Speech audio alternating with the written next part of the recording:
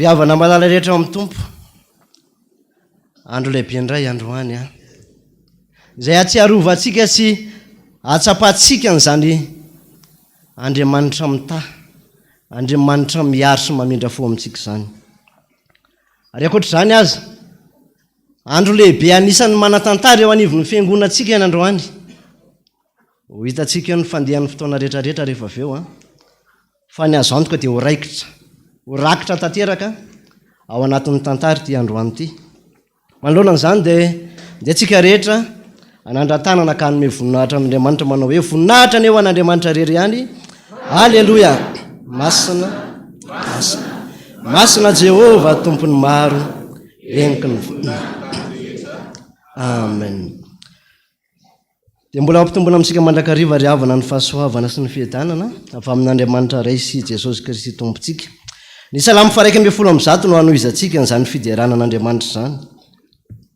Andininy voalohany hatramin'ny 7. Salamo fa 120 andininy voalohany hatramin'ny 7. Rehefa izay dia ny hira 7 amin'ny firana fanampiny tsy hainay ny angina. Rehefa nahita dia hovakitsika amin'ny anaran'i Jesosy manao hoe Aleloia. Hideran'i Jehova mifoky rehetra aho eo amin'ny fivorian'ny marina sy ny fiangonan-dehibe.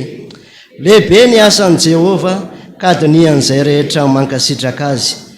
Madera sady malaza ny asany ary ny fahamarinany maharitra mandrakizay. Manao izay atsiarovana ny fahagagana ataony izy. Mianatra sy mamindra fo Jehova. Nomeny ihany izay matahotra azy. Tsarovany mandrakizay ny fanekeny. Ny herin'ny asany nasehony tamin'ny olony, tany mamezany azy ny lovany jentilisa. Ny asan'ny tanany dia fahamarinana sy fitsarana, mahatoky avokoa ny didiny rehetra.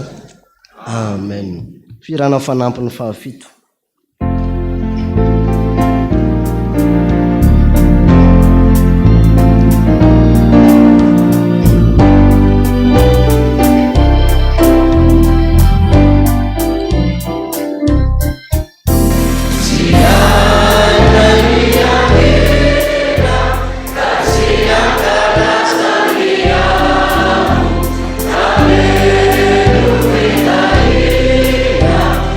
Shiva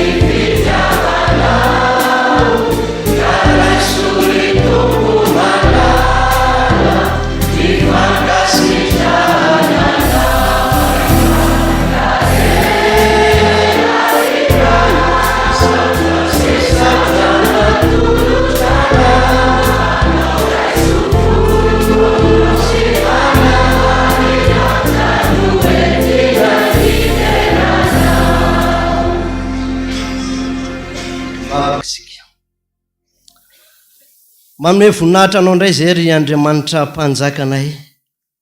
Lay mpanjaka ny mpanjaka sy tompony tompo, lay tsy mitsahatra mandrakariva manambara ao anatinay ao fa ny famindrapon'i Jehovah ny tsinarandritranay. Mbola nanome aina, nanome fahavelomana sy tombom-pahasalamana ao anay aza, mankasitraka anao zay ny amin'izany. Misaotra anao zay Jesosy fa tsy tamin'izany ihany fa teo na dia ny fianaran'ny mpianatra aza notahinao, ny asan'ny mpiasa, tsarona ny fanambinanao tao anatin'izany. Ary na dia betsaka aza ny aretina miodody manoloana anay eny amin'ny fiarahamonina eny, marina mandrakariva taminay ny teninao fa na dia isy ray alina aza lavo akavananay, na dia misy arivo aza lavo akavianay dia hijery maso fotsiny zay, ary tanteraka taminay zany. Mankasitraka Jesosy. Misaotra indrindra. Ankoatr'izany aza, androany dia fotoan-dehibe satria ianao mihitsy ny tsaronay fa ny tantana nanampy tamin'ny zavatra rehetra izay nikarakaraina teo anivon'izao fiangonana izao. Nahatsapainay fa niaraka taminay foana ianao Jesosy. Misaotra anao zay.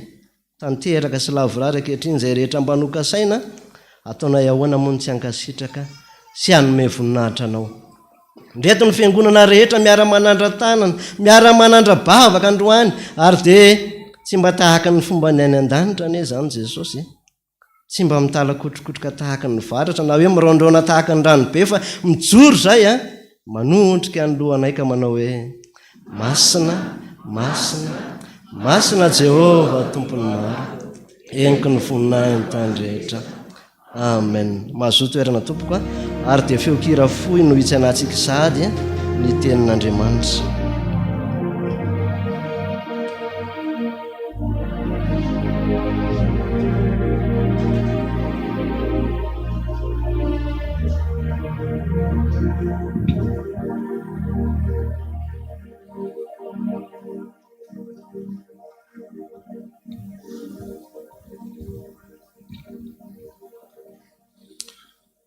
Dia ampitomboana amintsika mandrakariva ny riavana ny fahasoavana sy ny fiadanana avy amin'ilay Jesosy Kristy tompontsika sy ilay Andriamanitra Jesosy izay tompoitsika, ilay zanany lahatokana ny rahany hamonjy antsika tetỳ ambonin'ny tany.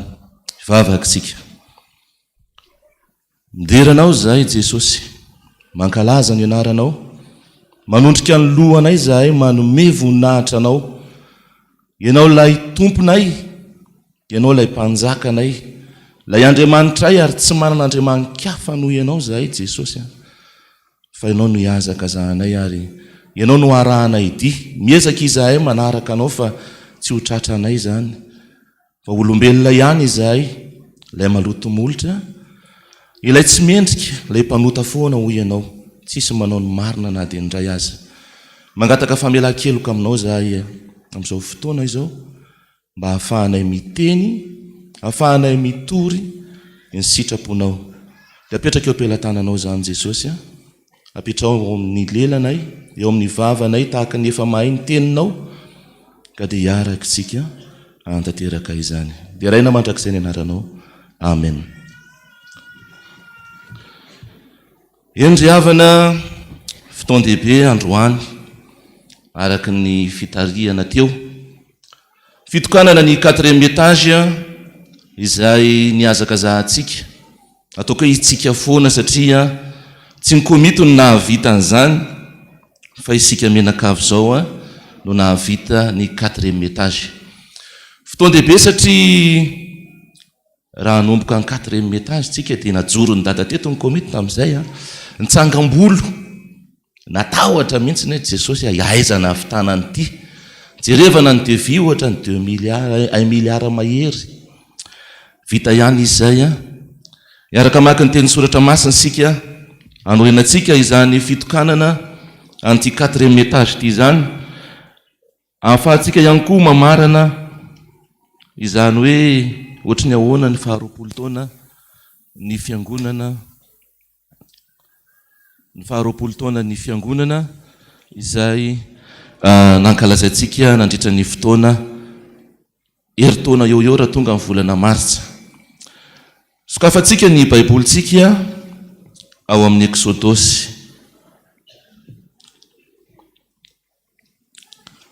Exodosy toko fa 7:10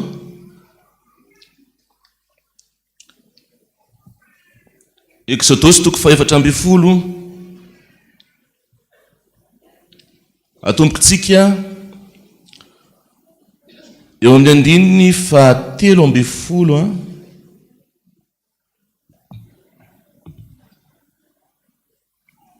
Exodosy toko fa 7:10 atombontsika eo amin'ny andininy fa 3:10 ady io faranatsika eo amin'ny andininy fa 5:10 rehefa hitatsika dia irahantsika mamaky amin'ny anaran'i Jesosy.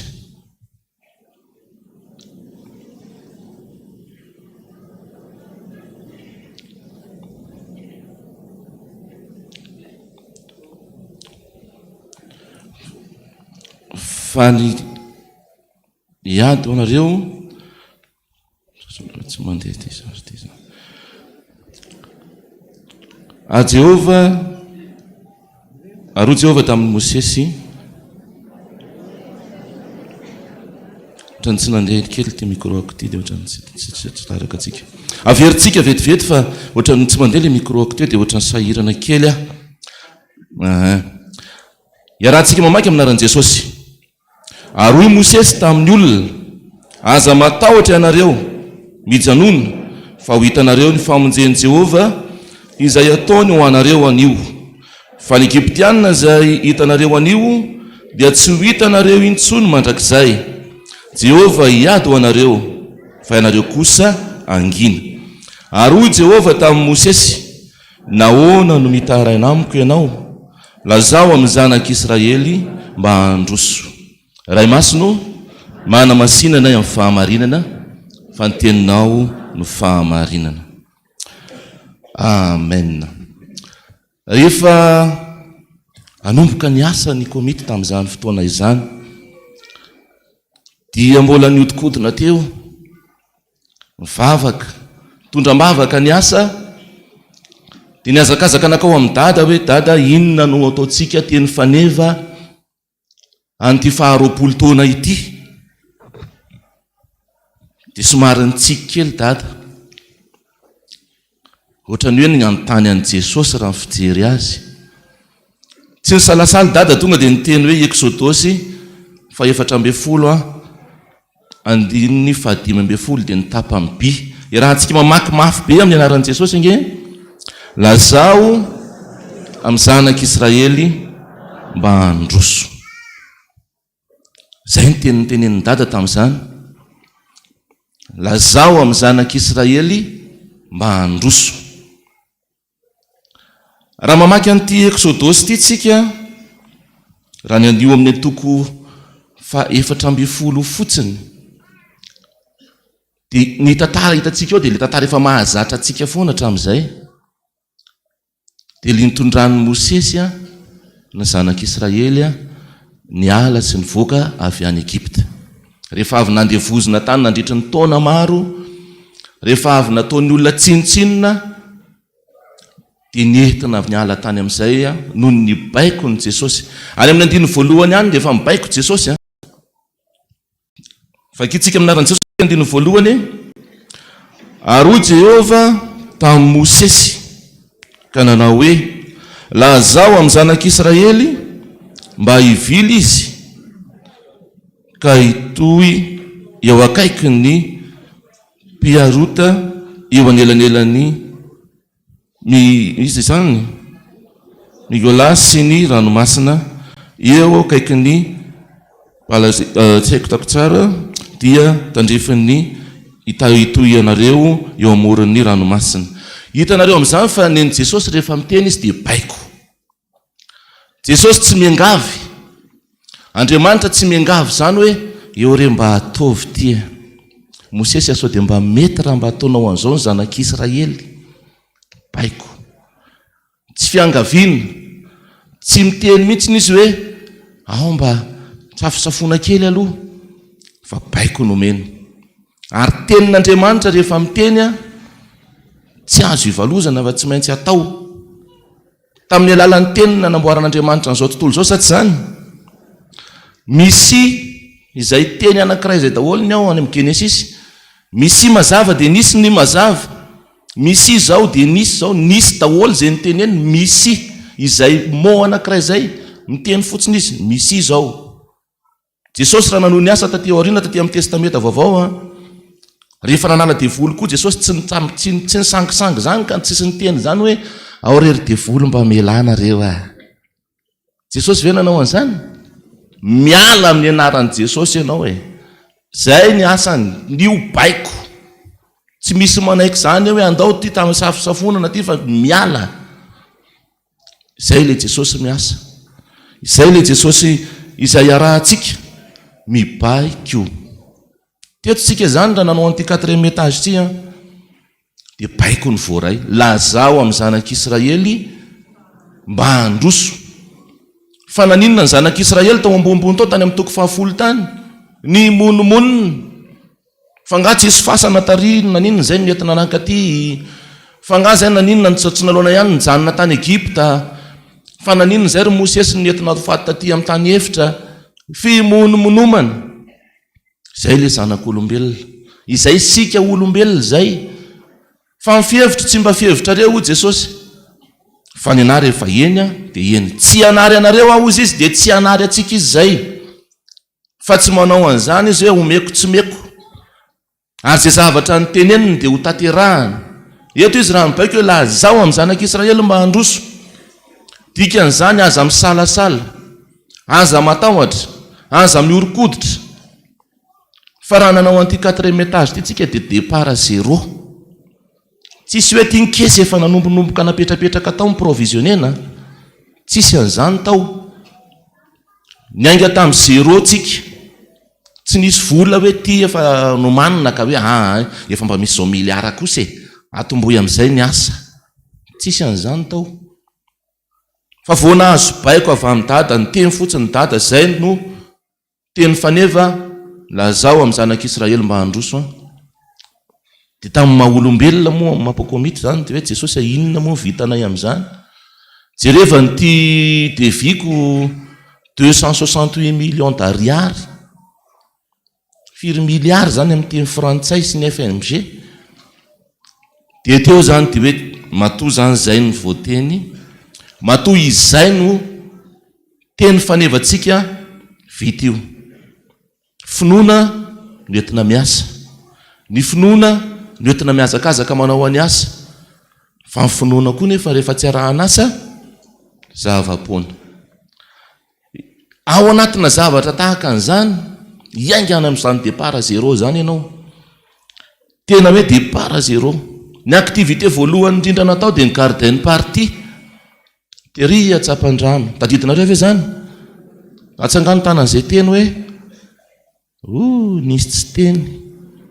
Fa naninona reny tsy teny? Mety tsy afaka. Fa tenitsika nanao an'izay garden party zay.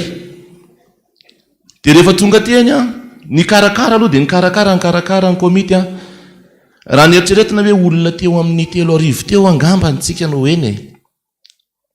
Fa rehefa natao ny statistika teny natratra 5,000 tsika ny teny. Nahafinaritra fa niseho ivoninahitr'Andriamanitra io ary dia hitanao mihitsy hoe misy fifaliana tokoa izany miara-miasa amin'ny Jesosy zany ary naseho an-tamin'izany fa tsy arak'izay eritreretinao ny zavatra hitranga eo. Dia ny finoana tao anatin'ny komity tamin'izany fotoana izany dia hoe Jesosy hiaraka tsika nao an'ity zavatra ity tandremo sao dia mifanala baraka. Aza mba mifanala baraka moa Jesosy zay moa zany mivavaka isak'izay mandeha. So dia hoe eo atenatenany eo dia hoe tsisy ninina ntsony la ny aiky. Fa tsy zay no nitranga ry havana fa rehefa nandeha teo ny asa, mandeha ny zavatra rehetrarehetra, tsy takatry ny saina, vita le 4e étage. Misy no mifanena aminay eny an-dalandalana eny dia hoe ary nareo 20 ohatran'ny manginginy zany. Ohatran'ny tsy dia tena miteny, ohatran'ny tsy dia makady sy makaroa. Dia hoy zay hoe eny tompoko ohatran'ny somary mangingina tokoa zay zany. Ary izay ohatra tsy natsiary tena nangingina fa ny olona nahita nangingina zay. dia nefa niasy Jesosy dia vita ny 4e étage. Dia izay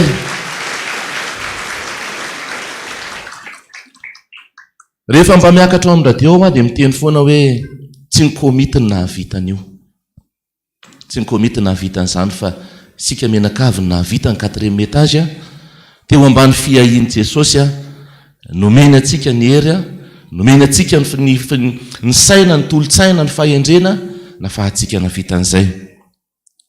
Fa izao matoa misy mibaiko hoe ndana mandroso dia nisy ny salasala.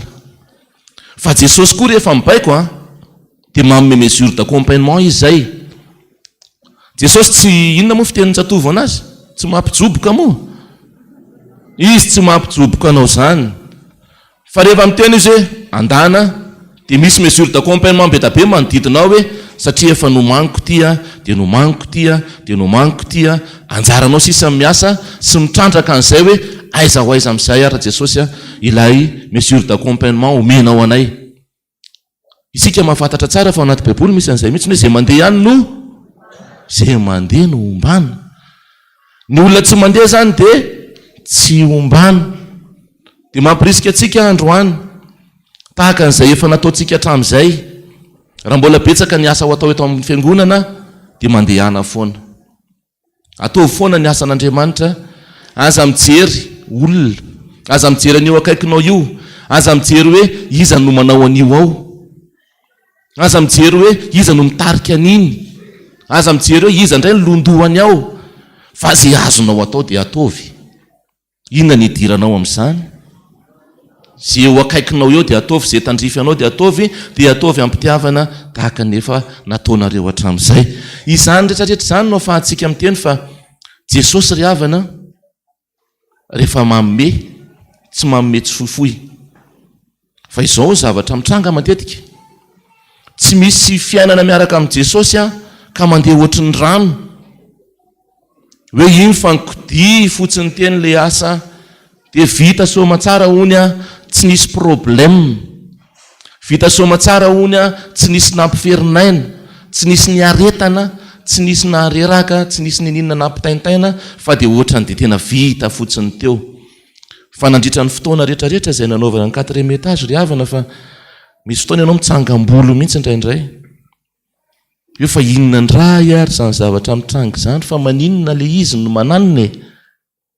Fa rehefa mananina ve dia tsy maintsy mananina foana.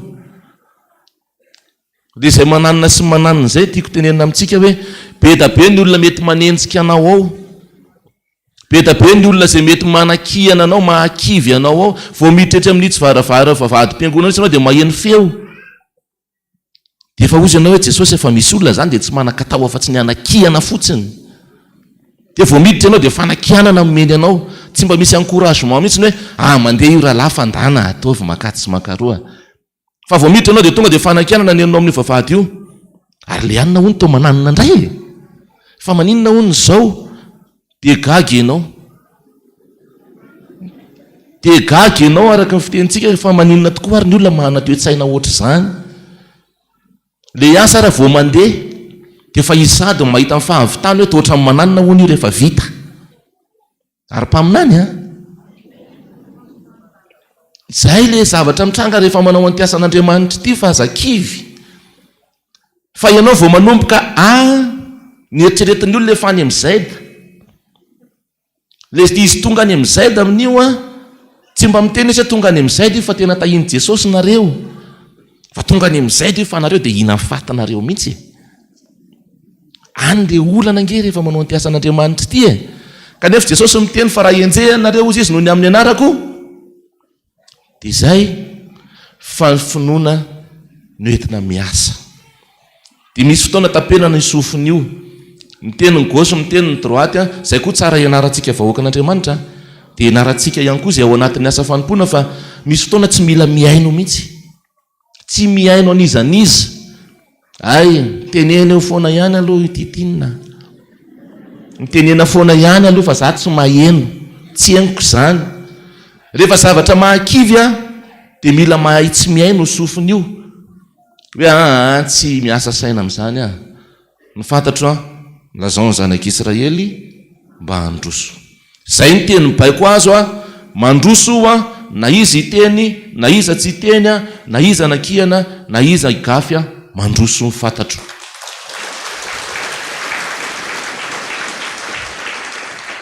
Raha fitinan'izay dia ohatrany hoe mila mémoire d'acier mihitsy, tena hoe mila saina mafy mihitsy. Indraindray ozy ny olona hoe ianao ty ohatrany mieritreritra, ohatrany tsy miasa loha loatra, ohatrany tsy lazainy olona hoe bandibandy hono zahay dia ozy hoe za tsy sarim-bavy. Zay ny anany toetra entiko miasa ry havana. Tsy sarim-bavy tsika miasa, fa na tsika tonga dia manao dia atrehany io asa io na tonga dia tsy manao hatramin'ny voalohany. Fa raha vao eo atenatenany eo ianao no miasa ka mitsoka mivoaka miditra eo dia volo ny manafika anao dia afa-baraky eo ianao. Ndanange miasa amina demoniaka anankiray miasa amina demoniaka anankiray dia misalasala foana eo. Aza tapa-kevitra hoe tena atao ty Jesosy dia atao fa nandana miasa dia mitsikitsikio ihany ny demoniaka. Fa vao felaky ny tamaina mafy be anao dia torana dia ozy resy le mpanompon'Andriamanitra. Fa na ianao manao na tonga dia tsy manao hatramin'ny voalohany. Alohan'ny hidirana tunnel dia fatarina aloha ny halavany hoe hatraiza ny ivoahany. Fa raha eo atenatenany tunnelinao no mieritreritra androso tsy ivoaka, androso ivoaka, ao ianao ndraisina. Izany mampatonga antsika amin'ny teny ndravana fa tia manao an'ity asan'Andriamanitra ity ange tsy vitany hoe anaram-boninahitra io tsy anaram-boninahitra mihitsy ny manao ny asan'Andriamanitra ka hoe za mitondra titra zao, za iraka, za mpitandrina, za mpiandry, za makaty sy makaroa, tsy any io. Tsy anaram-boninahitra manao ny asan'Andriamanitra ry havana, fa fanetretena ary fiforetana mihitsy ny famandoaly 500 ianao raha misy projet anankiray, projet 4e étage. Fa mitolona mambavaka ianao manomboka maraina mandraparivo ny andro ohatra, fa mbola ozy ianao hoe Jesosy aiza le valim-bavaka. Dia miandry ianao, dia miandry ohatran'ireny tsy ho vita ireny izy, fa tsy ahoana teo vita le 4e étage. Vita izy. Dia na aiza sehatra misy anao ny ampahirezako anao androany dia zao hoe Jesosy mibaiko, Jesosy maniraka. Fa rehefa maniraka Jesosy mibaiko anao Jesosy aza lavina. Fa izao fotsiny mila hay manavaka ny hoe ahoana ny feo fieritreretana sy Jesosy miteny. Ahoana nanavahanao hoe feo fieritreretako fotsiny zany mibaiko anao zany dia lasa mandeha araka ny herin'ny tenako sy ny hoe tena Jesosy mihitsy zany miteny aminahy zany hoe ataovy. Exercice be zany, fa tsy vita ny taitaibombona fotsiny dia hoe Jesosy mihitsy niteny tamiko raha lafa ianao nyzao any anatin'le resaka vady matetika nahitanao an'izany. Mangatabady hono le vehivavy dia mivavaka makao amin'ny dada. Jesosy za tena mba mena mangataka vady mba eto ambavaka. Dia etiny dada ambavaka ko dada mo latsotra izy. Etiny dada ambavaka. Iny amin'izay mipotra vany, nahazo valim-bavaka dada atao mariazy. Vao vita herinandro le mariazy dia nisaraka. Dia hoe Jesosy fe zany nampijoboka. Fa sady nomeny le izy ny tsy nomeny. Fa eo amin'le fieritreretana mihitsy na io karazana nofy etintsika eto amin'ny dada. Misy foana dada miteny eto hoe ty zany no dia nofy ririnina. Fa ahoana ny tena fataranao fa tena Jesosy tokoa ange io miteny io fa tsy le feo fieritreretanao satria ny vavaka izay ataonao dia orienteny ny besoin anao. Mila vola ianao dia mangataka ianao mivavaka dia any foana ny subconscience anao dia nanofy amin'izay ianao nahazo vola ray camion. Dia ozy ianao hoe valim-bavy Jesosy tena vola ray camion kosa ve dia atolotra ato aminao 10%. Fa le izy mila exercice ry havana, mifankazara amin'ny tsy to dia hiadany ianao. Fa tsy zay rehetra tonga ao anatin'ny sainao akory dia ozy ianao hoe tena avy amin'ny Jesosy ity, dia lasa amin'izay ianao hananatra ny olona manodidina anao. Ozy ny Jesosy mantsy anao hoe ianao vadiko. Gaga be le lehilahy, vadiko ahoana koa ka ianao mihitsy le hitako tamin'ny nofy ange fa ianao mihitsy le vadiko ozy le vehivavy. Dia eo ianao manontany tena amin'izay le lehilahy, sao dia mba manonofy atao andra ty vehivavy ity.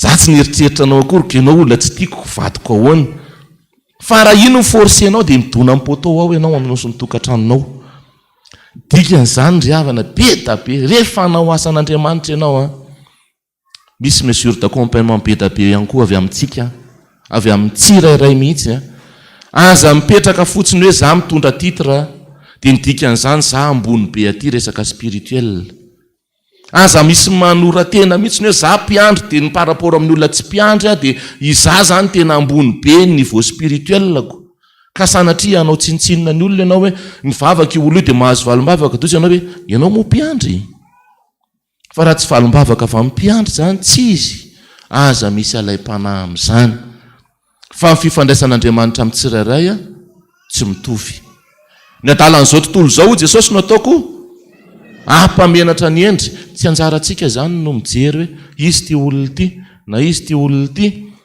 fa rehefa manantona izy dia enoya anjaranao amin'izay mangataka hoe Jesosy tena izay marina ve ahafahanao mitondra sy miorienté an'izay zavatra sy ny asan'Andriamanitra izay tokony ataonao vita ny 4e étage nafinaritra ny asa tao nafinaritra ny fiarahana tamin'i Jesosy tena miteny anareo an'izany fa ty tena fijoroana vavolombelona ray ngeza be teo amin'ny fiainako nanekena hoe anao président zany komite ny faharoapolo taona zany fa tsy mbola nahita ohatr'izany hoe projet na miliara mahery zany no ndeha atao tamin'ny fiainako zary tsy manana miliara fa vao niteny Jesosy hoe projet na miliara no atao dia ozy mihitsy ny Jesosy olona anankiray matoa manao projet na miliara dia manamanana miliara izy mateo manamanana zavatra manakaiky eo président Rajoelina ohatra raha hanao projet hanamboatra ny lalana RN 13 dia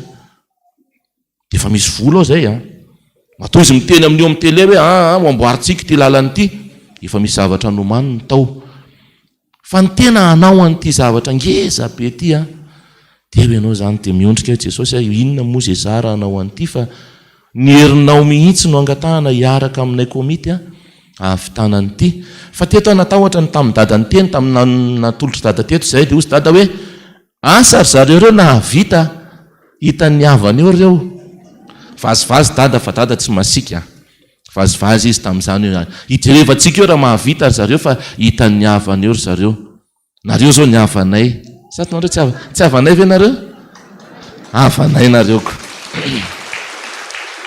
nareo le tena havanay nareo raha nihetsika natao tamin'ny fitadiavam-bola anankitelo fitadiavam-bola tao anatin'ny PTA anay anankitelo garden party ivony dia déjeuner concert etsika telo no nitadiavana vola ny ankoatran'izay dia ny procession nataontsika rehetrarehetra teto ny voady nataontsika rehetrarehetra teto izay daholo le fitadiavam-bola teto izany hoe raha izay etsika anankitelo zay tsy hahavitanyio mihitsiny fa matoa vita ny 4e étage dia no nareo izay tena tia asan'Andriamanitra nareo ilay tena tia an Jesosy nareo ilay nampisehoany Jesosy fa nandeha ny fiainanareo matoa nareo nanao voady sa tsy zany zay le fiainana eto amin'ny FPVM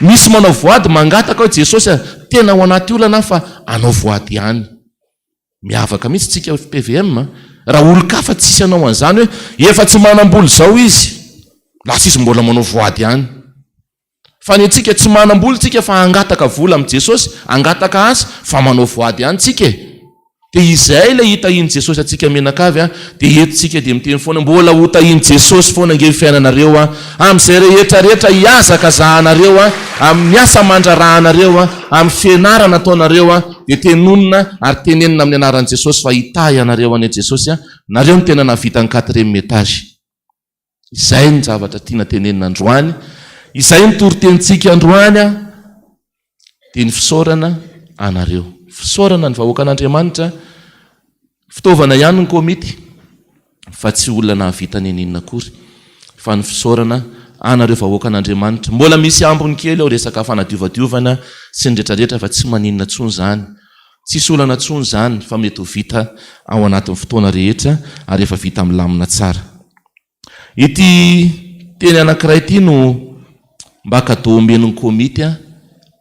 omen'ny komity atsika rehetra izay tonga eto androany sokafom-baiboly-tsika eo amin'ny Exodosy 7:10.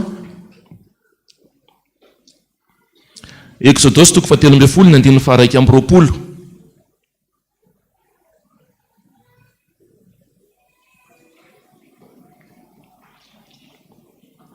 Somary lavidavitra kely ny masoko indraindray dia ohatrany tsy dia mahita fa antitra. Vakitsika amin'ny anaran'i Jesosy. Ary Jehova andeha eo alohany amin'ny andro raony, raha atoandro hitaridalana azy. Ary Andriamanitra, vakitsika fa tsy hitako tsara ilay izy fa somary maizina eto.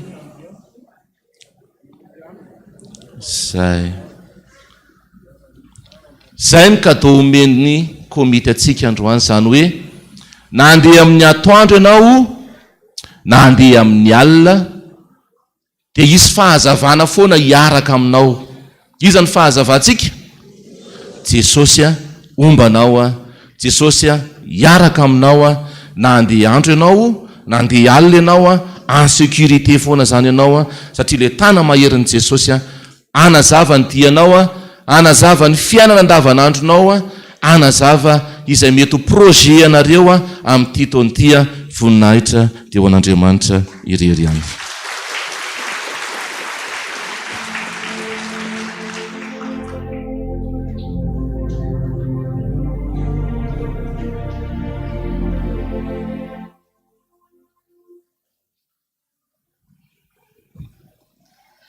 Rehefa mieritreritra n'izany tenin'Andriamanitra zany ry havana dia mahatsiaro an'izay voalazan'i Jakoba 2:22 hoe misy fotoantsika raha maheno tenin'Andriamanitra tahaka n'ireny dia indraindray manao tahaka ny olona mijery fitaratra ihany, ka noho ny miala eo izy dia adino ny sahady ny mety ho endrikendriky ny tarehany. Engany mba tsy ho amintsika ny anadino an'izany voalazan'ny soratra masina sy ny toriteny rehetra izay eny teo zany. Fa matetika mantsy mahatonga antsika tsy handroso ihany koa dia le fisalasalana voalazan'ny soratra masina teo sy voalazan'ny toriteny.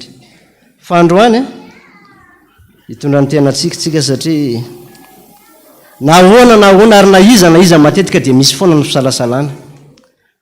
Ny Filipiana 2:4 dia miteny hoe ataova ny zavatra rehetra amin'ity fimonomonomana sy ny tsy fisalasalana.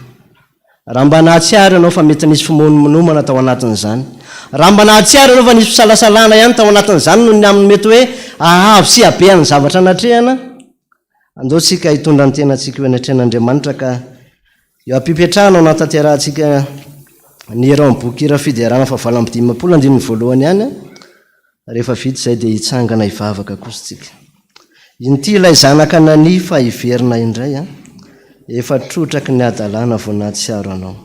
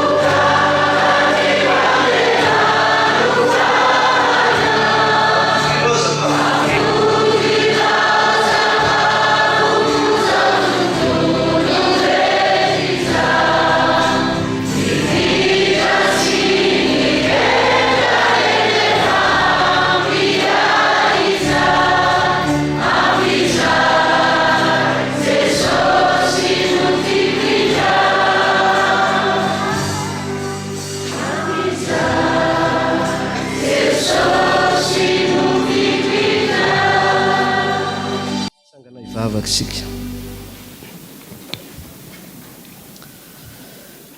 Jesosy eo manoloana n'izany hafatra ao zany, manoloana n'izany teny izay nampitaina taminay zany androany, fa androany no ilazana aminay mba androso.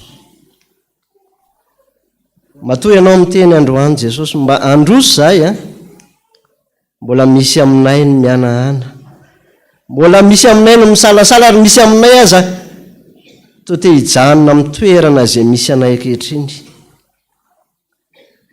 Fantatray Jesosy, ambonin'ny fandrosoana rehetra izay tadiavinao anay, na ny amin'ny fanomezana vola, ny amin'ny fanomezana fotoana sy ny maro isan-karazany a, tena mba tianao androso ara-panahy mihitsy koa izay ny tena marina ao anatin'izany. Indraindray anefa izay voasakana, indraindray anefa izay voabany mety ho adi-piainana isan-karazany, mety ho voabany fijerena olona amin'ny lafiny maro samihafa. Androany Jesosy raha mba miteny aminay ianao fa ilazana mihitsy izay mba androso, eny Jesosy, samy anaiky izay rehetra androany mba androso ny amin'izany fanarahana anao zany. Ko raha misy eto mbola nisalasalatra amin'izay ka tsy nandroso amin'ny fanompona anao Jesosy, engane ka mba asamy hanapa-kevitra tsirairay avy androany, ka manomboka an'io mihitsy dia tena hoe hanompo anao zay, androso zay amin'izany asanao zany. Maloana n'izany mety ho tsy fandrosoana rehetrarehetra izay nisy teo amin'ny fiainanay zany nefa Jesosy dia mangataka famindram-po zay. Engane Jesosy, mba ho eritreretinao tahaka ny hoe tsy nahafantatra zahay, tahaka ny hoe tsy nahalala zahay, fa ankehitriny kosa ianao mba mandidiny olona rehetra hibebaka, mibebaka eto anatrehanao zay Jesosy androany. Mangataka famindram-po, fa raha mba mahazo famindram-po mantsy zay Jesosy androany, ho sitraky ny fonao zay rehetra ataonay. Eny Jesosy, mety tsy niteny aza ny vavanay, fa tany anatin'ny fonay lalina tany nisy fanomeza tsiny ny amin'ny fitondranao Andriamanitra zay tsy takatry ny sainay. Mamindra-fo aminay Jesosy, mamindra-fo aminay, fa na dia nanohana tamin'ny asanao isan-karazany ary zay dia indraindray izay any anatin'ny fona ihany misento ihany tahaka ny mieritreritra foana hoe fa inona ihany ary zao vola tadiaviny zao. Androany Jesosy, ilazanao zay mba androso, dia mba androso tokoa any zay, ary mahafantatra zay androany Jesosy fa ny Andriamanitra ivavahanay dia Andriamanitra miaino, ary ny sofiny tsy mba lalo-dalovana, fa tena mahare dia mahare an'izany fangatahana famindram-po ataonay izany androany. Engane Jesosy ary, ka ho tanteraka aminay ny teninao fa na dia hetsika aza ny tendrombohitra, ary na dia hetry aza ny avoana, ny famindram-ponao tsy mba miala aminay mihitsy Jesosy. Ka raha iverina izay androany dia mba ho raisinao indray ary tsy ho vitan'izany fa tena ho faly izay Jesosy hiaraka amin'ny Davida mpanao salamo manao hoe: sambatra ny olona izay voavelany sy voasarona ny fahotana, sambatra ny olona izay tia sain'i Jehovah ary tsy misy fitaka ny fanahiny. Amen. Mino an'Andriamanitra ray tsy tompanao lanitra sy ny tany ary mino an' Jesosy Kristy an'ilay tokana tombontsika izay nitorotoroana tamin'ny fanahy masina, nateraky Maria Virjiny, nijalana nanapaka Ponty Pilato, nombona tamin'ny azo fijaliana, maty ka nalevona, nidina teny amin'ny fiainatsita, nitsangana tamin'ny maty amin'ny andro fahatelo, niakatra ao anan-danitra, petraka ko an'Andriamanitra ray sy tony, avy ao niviny tsara mivelona sy maty. Mino ny fanahy masinao, fiangonana masina manerana n'izao tontolo izao, fimbona ny olona aminazy, famelan-keloka, fitsangana ny tena maty, ary ny fiainana mandrakizay. Amen. Dia ho tanteraka tokoa anie izany amin'ny anaran'ny Ray sy ny Zanaka ary ny fanahy masina. Amen. Mahazo toerana tompoko.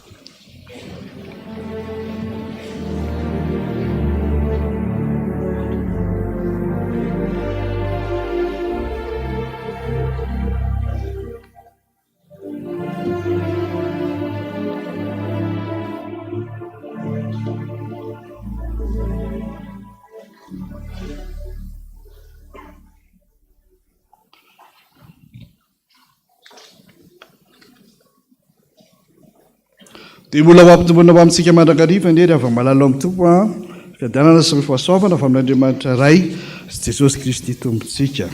Arahabaina ianao a natratra izao andro alahady izao andro lehibe ho an'ny FPVM eto an-taninanandrano tokoa izany. Eny manerana an'izao toy izao ara satria fanokanana ny 4e étage. Misy fahalia manokana ianao androany zany a fa sitrapon'Andriamanitra nahatonga anao teto androany. Tonga sady tsika amin'ny fotoana ny tsingeritaona samihafa izay ho tononona mpanajana eto Ramatoa sy Andriamatoa isany avy. Dia ao Randrianary John Edmond Élysée feno 50 taona tamin'ny andro janvier makataka hira Jesosy apetrako aminao. Rakotary Vonontolotra Sedera Mahery Sarobidy androany 22 janvier. Rakotary Soa Fitahina natolotry ny avo Anjara Asina tamin'ny 20 janvier 2023. Razana-pamonjy Ely Latine makataka hira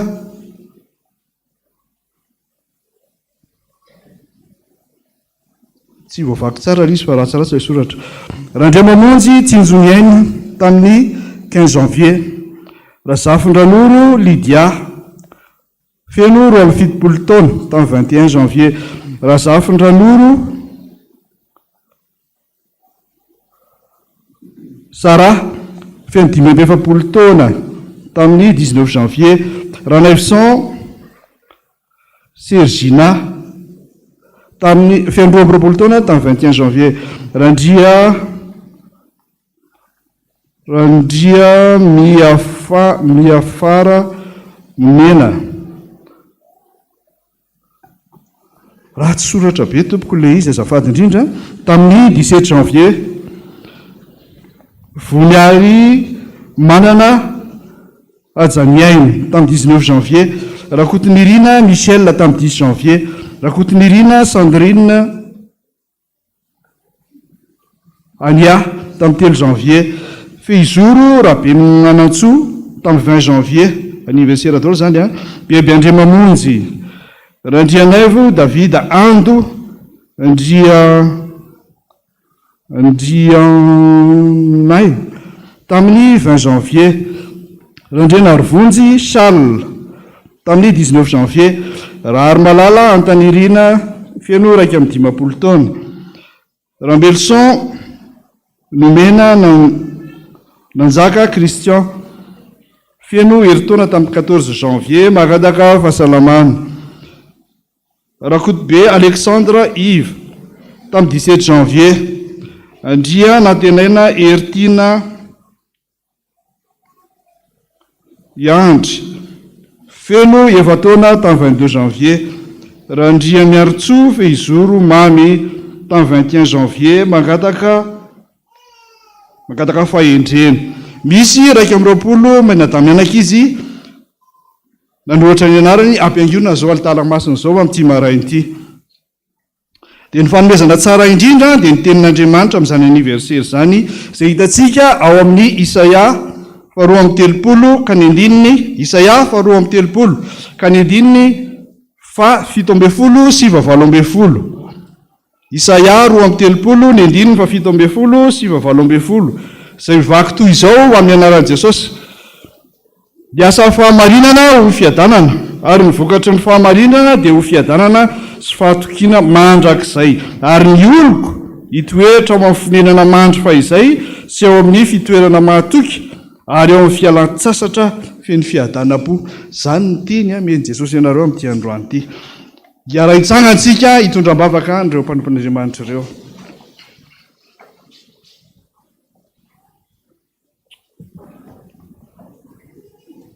Raha hivavakantsika tompoko. Voninahitra ny ho anao iray ihany Andriamanitra rainay tsara indrindra le tompo sy mpanjaka le tianay.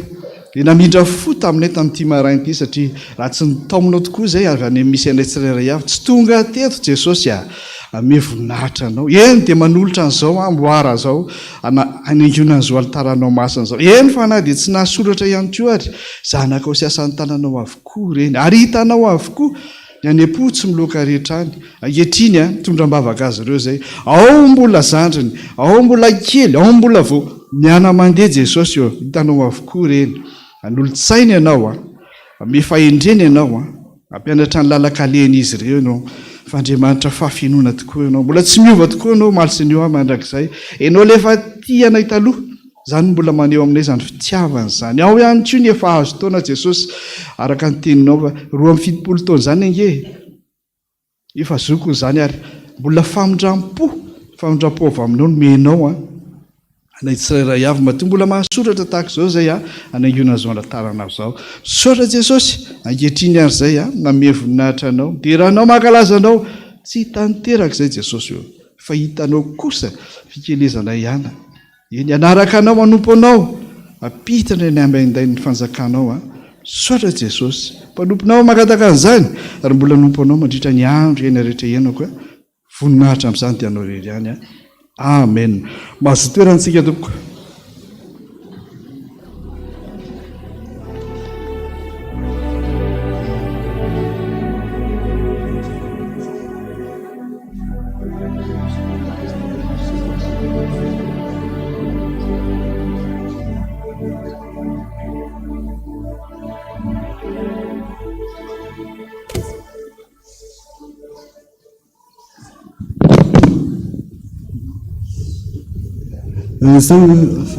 Maintenant, c'est l'heure des 5 minutes de l'école du dimanche. Je suis enseignant de l'école du dimanche au français ici à Tananajan. Donc, je vais demander aux élèves, aux enseignants et aux diacres responsables de l'école du dimanche de se lever. Sane mangata kamni akizi, pampianatra, si dekona piantsika lalady, mba hitsangana.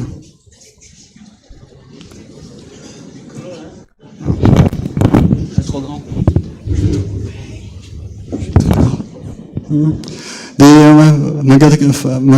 Mangataka nira 772 andiny voalohany 772 roa amby fitopolo sy fitonjato andiny voalohany manatona ny Jesosy izao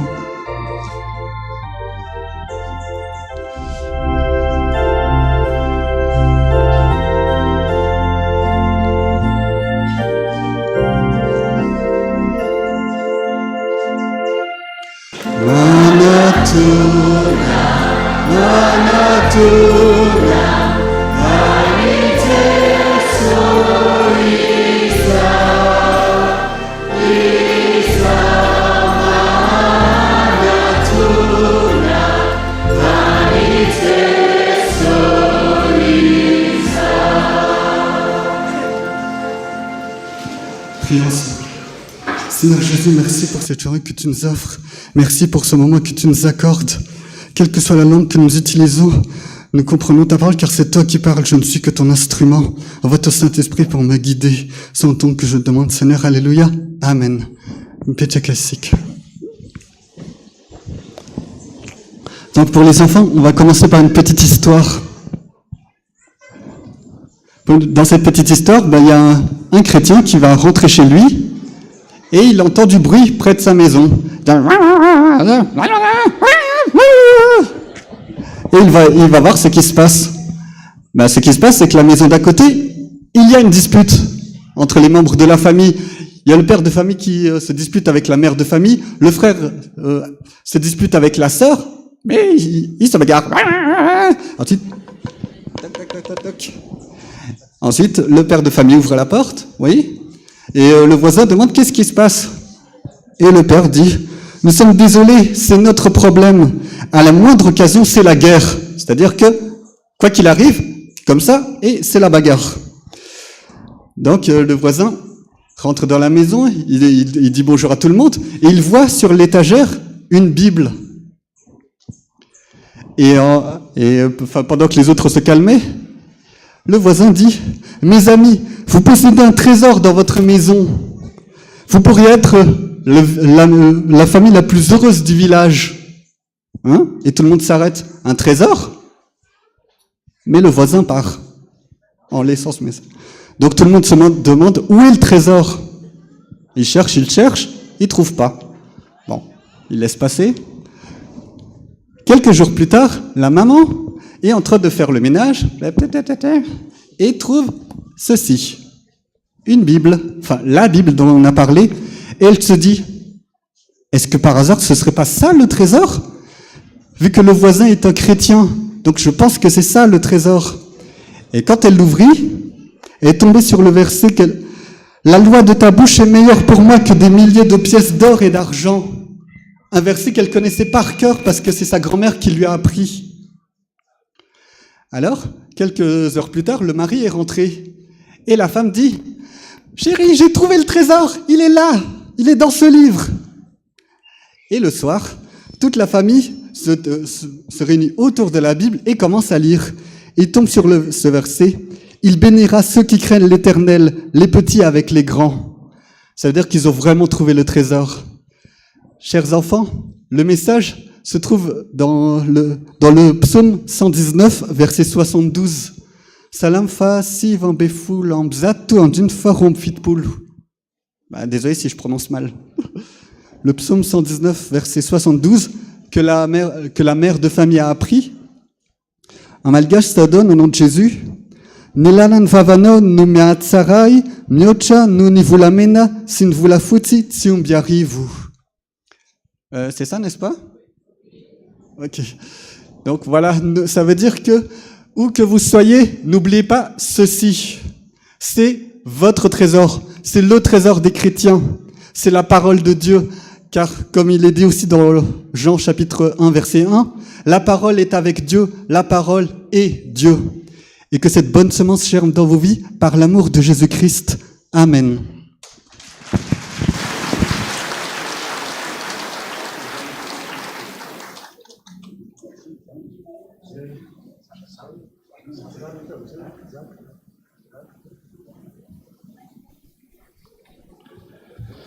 Dia tonga eo amin'ny fotoanany rakitra tsika ry havana fanatitra mo filaza azy zany izay rehetra ataon'ny tananao havanana aza atao fantatry ny tananao havia akory izany hoe zay rehetra omenao androany zay efa nomaninao tsy le valeur ny zava-dehibe fa le avy any amin'ny fo le tena vokatry ny fo izay ny zava-dehibe.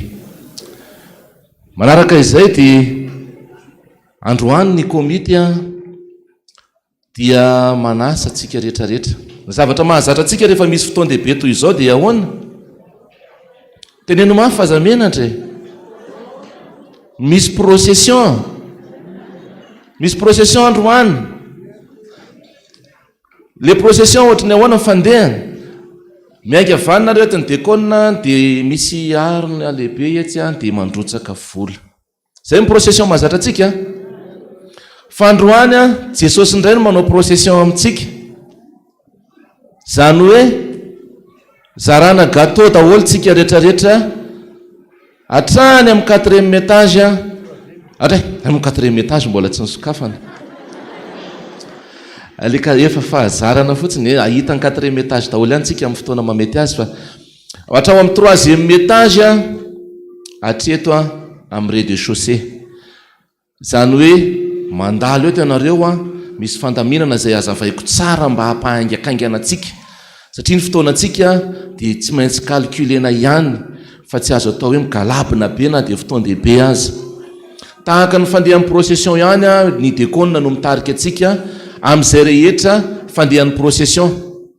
Fa au lieu de manome vola ianao androany dia mandray gâteau. Zay indray zany ny androany. Rehefa mandalo eto ianao dia mahazo gâteau daholo na hatramin'ny zazakely azy na zaza mbola trotrona dia mahazo gâteau daholo. Dia izay ny fandaminana. Manaraka ny fandaminan'ny dekona fotsiny isika dia vetivety io dia vita satria efa betsaka ny olona miasa manatanteraka an'izany ao ny antony zany ry havana malala rehetra ao amin'ny tompo dia te hizarany mamy amintsika Jesosy androany. Te hizara fifaliana. Fa ohatra mbola tsisy nanao an'izany hoe zara gâteau tamin'ny olona 12 000 personnes zany tsika nivavaka androany tontolo.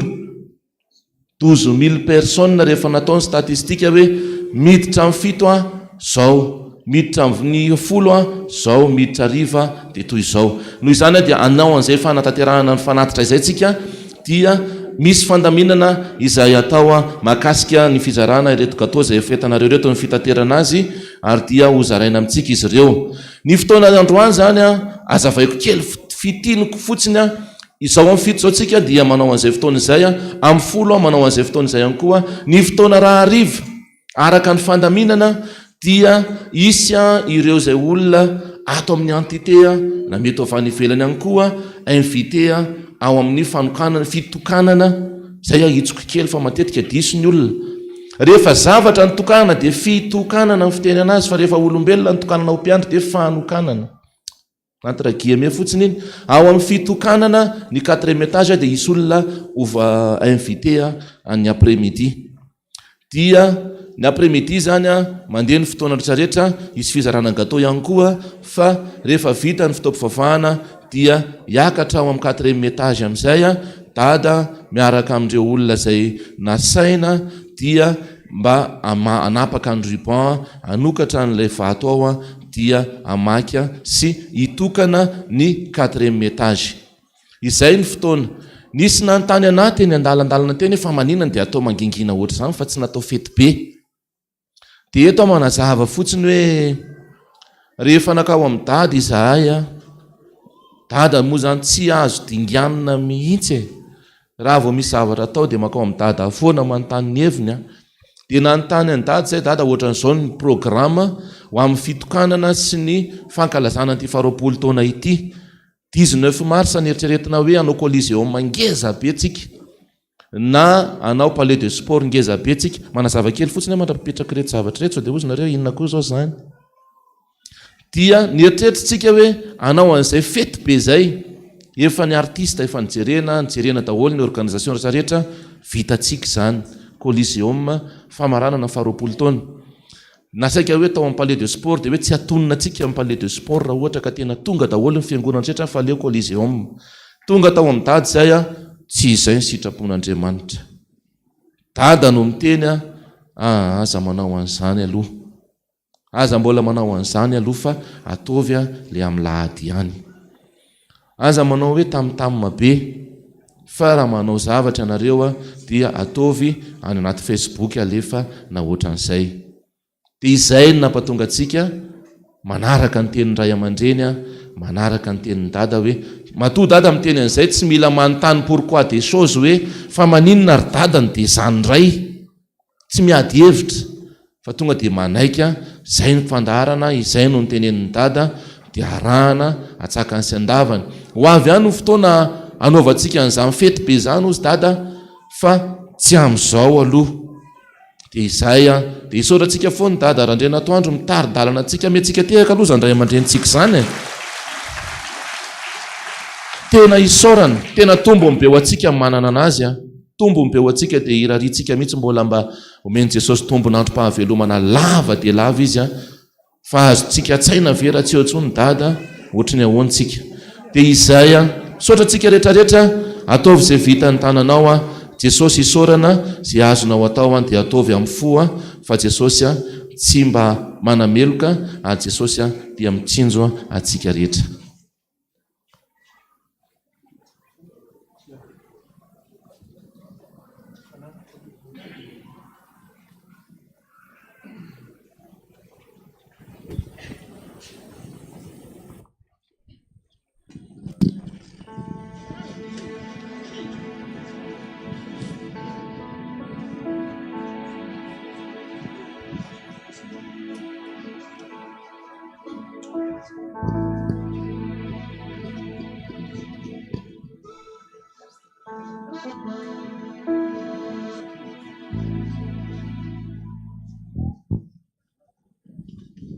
Yeah.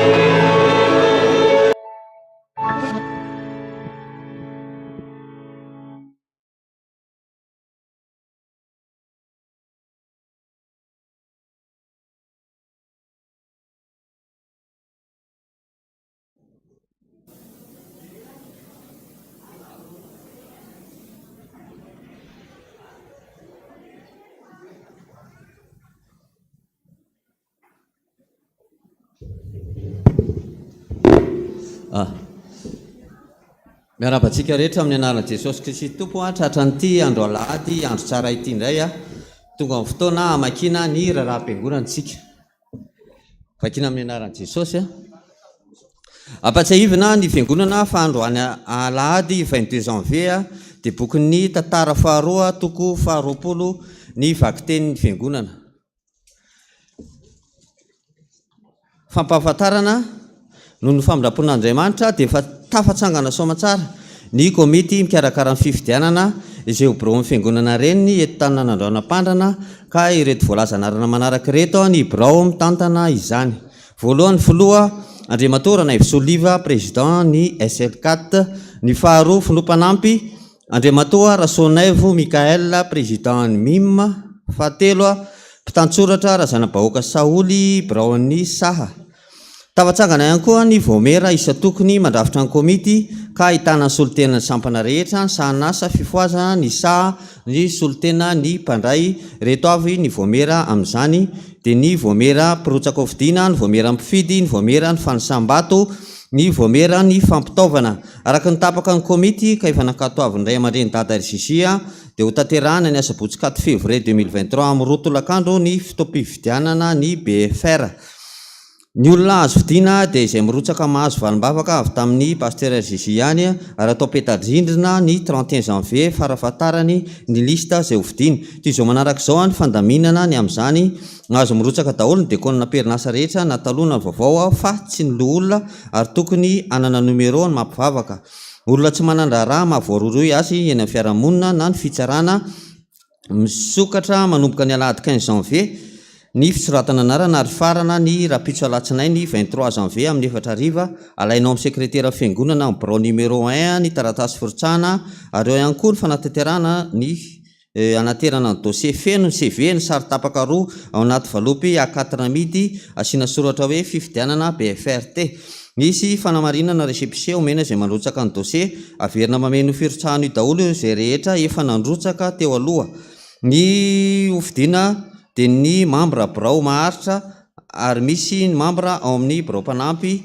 mila mijery petadrindrina ao amin'ny andinidininy fandaminana napetraka ny dada RCJ makasika ny tonia lefitra ny tonia ny contrôlera dia tsy azo edikevitra fa ekena avetrany mariana etona fa ny toerana iray ihany no azo ilatsahan'ny olona iray hofidiana ohatra hoe rehefa trésorier ny ilatsahanao dia trésorier ihany fa tsy afaka mirotsaka ho sekretera ihany koa filazana manaraka avy amin'ny braony diakona noho ny fahasoavan'Andriamanitra dia vita somatsara ny fanateram-bokatry ny diakona teto amin'ny FPVM Foibe koa dia misaotra indrina ny ray aman-dreny lehibe mpitandrina dada RCJ filohan'ny mpanorona ny FPVM ny mpiara-mivavaka rehetra indrindra ny diakona ny lololona eto amin'ny fitandremana izay nitrotro Andriamanitra ireriany filazana avy amin'ny zokim-panahy antim-panahy ilazana mpikambana ny zokim-panahy antim-panahy rehetra mba ho tonga daholo amin'ny zoma 27 janvier amin'ny valora sasany ao amin'ny premier étage fa hifidy birao vaovao hitantana fikambanana mandritra ny taona isika dia manantena ny fahatongavantsika rehetra hoy ny birao avy amin'ny sampana gaetama no fahatongavan'ny taona 2023 dia manasa antsika mpikambana rehetra tsy akanavaka anavao amin'ny fisoratana anarana manomboka ny alahady 15 janvier ary farana amin'ny 26 février ireo rehetra tsy mahavita zany dia vao everina ho toy ny manala ny tenany tsy mpikambana intsony sampana gaetama dia mivory isaky ny alahady amin'ny roa sasany ao amin'ny 2e étage koa satria efa vita ny fanaterana ny fanatitra fitatazana azy atolotra aloha ny fanatitra dia tohizana ny raharaha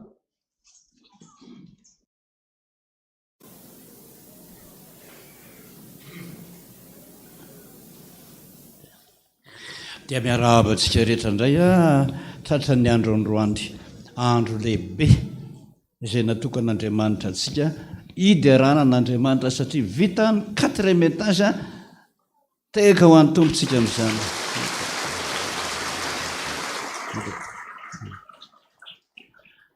ny fanamariana voalohany nataoko mankana nahita ny mpampianatra sekolalady ny teny frantsay teo ianareo ray aman-dreny dia ny safidy hoe ny zanakay tsy mahay teny gasy tsy mahazo teny gasy lavalava elaela ka dia mba miangavo zay dada mba asiana sekolalady amin'ny teny frantsay. Zay no natonga azy teo hiteny frantsay teo satria zay no nanavanana ny lekizy mba hoeniny lekizy koa fa tsy dia hoentsika ray aman-dreniny ihany ka dia misaotra azy hampahafantarina anareo zany fa misy sekolalady amin'ny teny frantsay ary izy no mikarakara zany ka dia misaotra asika amin'izany.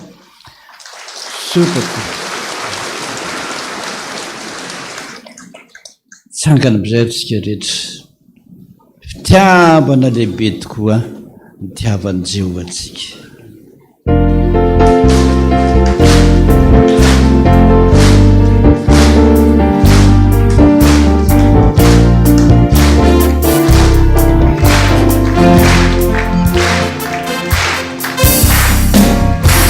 Tiavana mandraky izay toko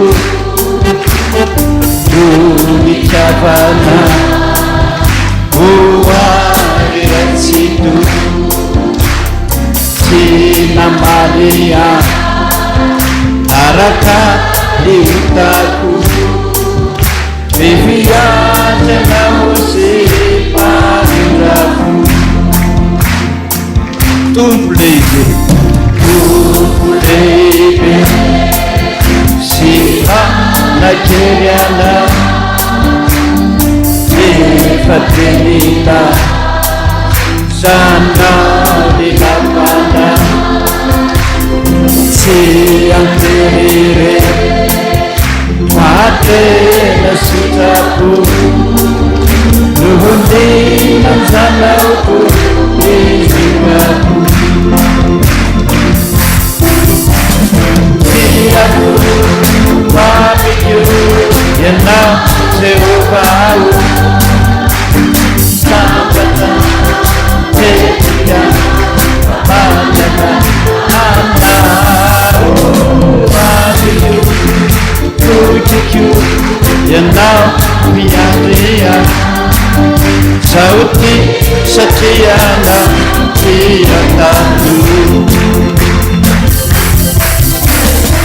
tiako mamikio ianao Jehovah sambata tetika manana anao mamikio tukikio ianao miandrea sauti satria anao tiatano satria anao tiatano sauti satria anao tiatano. Bisous Jesosy feoka mafitsika.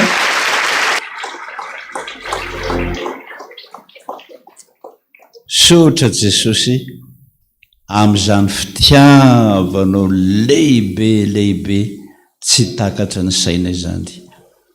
Efatra amin'ny arivo taona mahery tsy niova ny fitiavanao anay. Natezitra azy ianao matetika, mbola nanindry fo taminay ianao. Ary mitomany azy ianao mazana, tena mbola nivavaka ho anay ianao. Tsapanay fa manana hery zay manana anao Andriamanitra. Satria nanolotra fitiavanao anay ianao, izay kosa dia manolotra izao fanatitra izao. Marika ny fitiavanay ianao koa, tianay ianao, izay koa tena tianao Jesosy.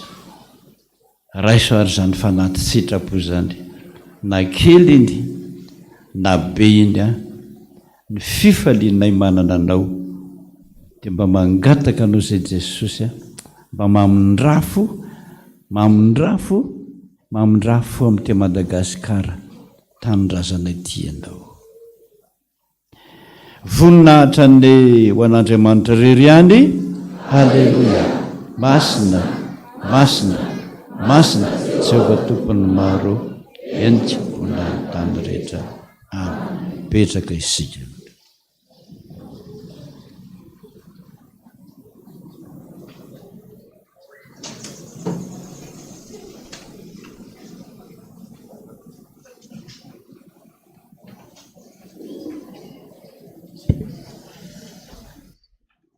toizana ny famakina ny raharaha fiangonana avy amin'ny sampana fanantenana ilazana isika diakonina pia ray aman-dren'ny mpikambana ary isika mpikambana eo amin'ny sampana fanantenana fa ho tanterahana ny alahady 5 febroary zao ny fiampiarabana nahatratrarana ny taona vaovao izany dia atao amin'ny riana faefatra manomboka amin'ny 2 ora sasany tolakandro ny alahady 5 février io avy amin'ny sampana fanantenana ihany ilazana isika fiangonana fa mbola mitoetra ny fampidirana mpikambana vaovao eo amin'ny sampana fanantenana izay farana ny alahady 7 janoary manomboka amin'ny 5 taona miakatra ary isaky ny alahady ariva amin'ny 2 ora sasany eo amin'ny efitrano 318 ny fotoana fivoriana hoy ny brao kristiana tanora zokony ilazana diakonina pia ny brao komity mpikambana rehetra sampana katezo fa ny fipampiarabana noho ny taona vaovao dia ho tanterahana eo amin'ny espace soafi faralaza talata maty ny alahady 7 janoary ho avy zao toy izao ny andinidininy amin'izany fiaingana fito maraina ao amin'ny jiramalara-tonde be sarety fandraisana anjara sy ny frais 10 000 ariary na 50 000 francs isan'olona fanombohan'ny fotoam-pivavahana dia amin'ny 7 ora sy sasany avy amin'ny katezo ihany ilazana ny zanaka ny fiangonana feno 13 taona miakatra maniriditra katezo fa efa misokatra fampidirana mpikambana vaovao ary isaky ny fivoriana ny asabotsy ariva amin'ny 2 ora ao amin'ny efitrano 316 riana fahatelo dia ny fisoratana anarana dia mifarana ny asabotsy 26 mars ho avy zao ilazana ihany koa mpikambana teo aloha zay maniry manao vao ny fisoratana anarana ary anao sampana ho tonga natanteraka fanavaozana fisoratana anarana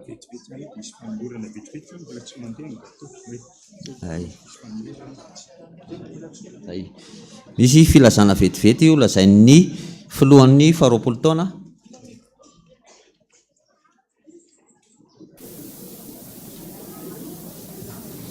eny tompoko mangataka ny komity rehetra mba hipetraka eto ijoro eto vetivety alohan'ny isarahantsika azo anaovantsika amin'ny procession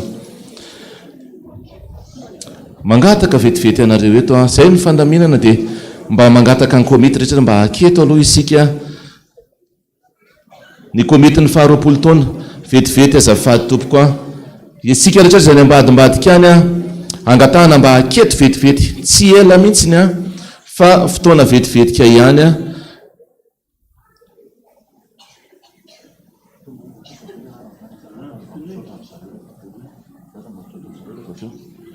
eny tompoko aiza daholo ny komity mbola misy maromaro any ambadika any ny komity rehetra zafady mba angatahana mba handroso aty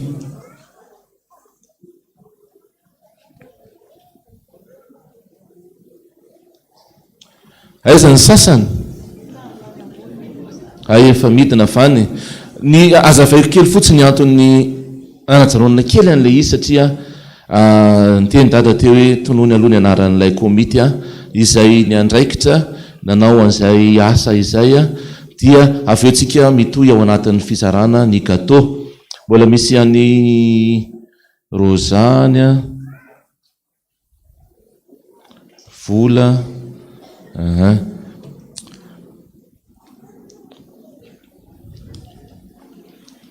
mandrapidiny zareo da ataotsika ny hira 20 voalohany isotra efa rendry zareo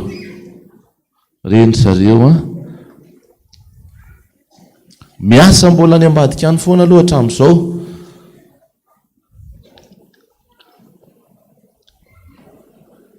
mbola tsy eo président Rosa ao ataotsika ny hira 20 voalohany mandrapatonga an'izay amin'izay tsika mba misaotra ny Jesosy fa fotoana dehibe tokoa ny fotoana androany asehon'ny voninahitr'Andriamanitra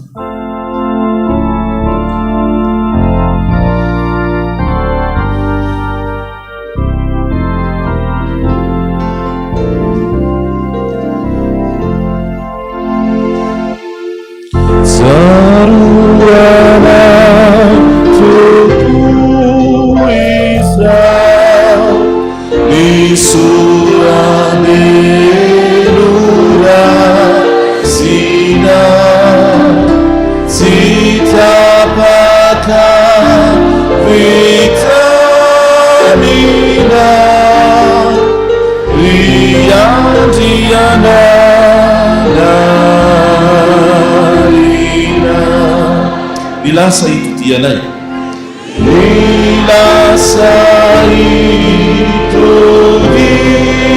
Itoviana dia mampiserulah Fotoam-pivavahana Biaisa dimanasu dia tokona tokoa izao dia tokina tokoa izao famolaolana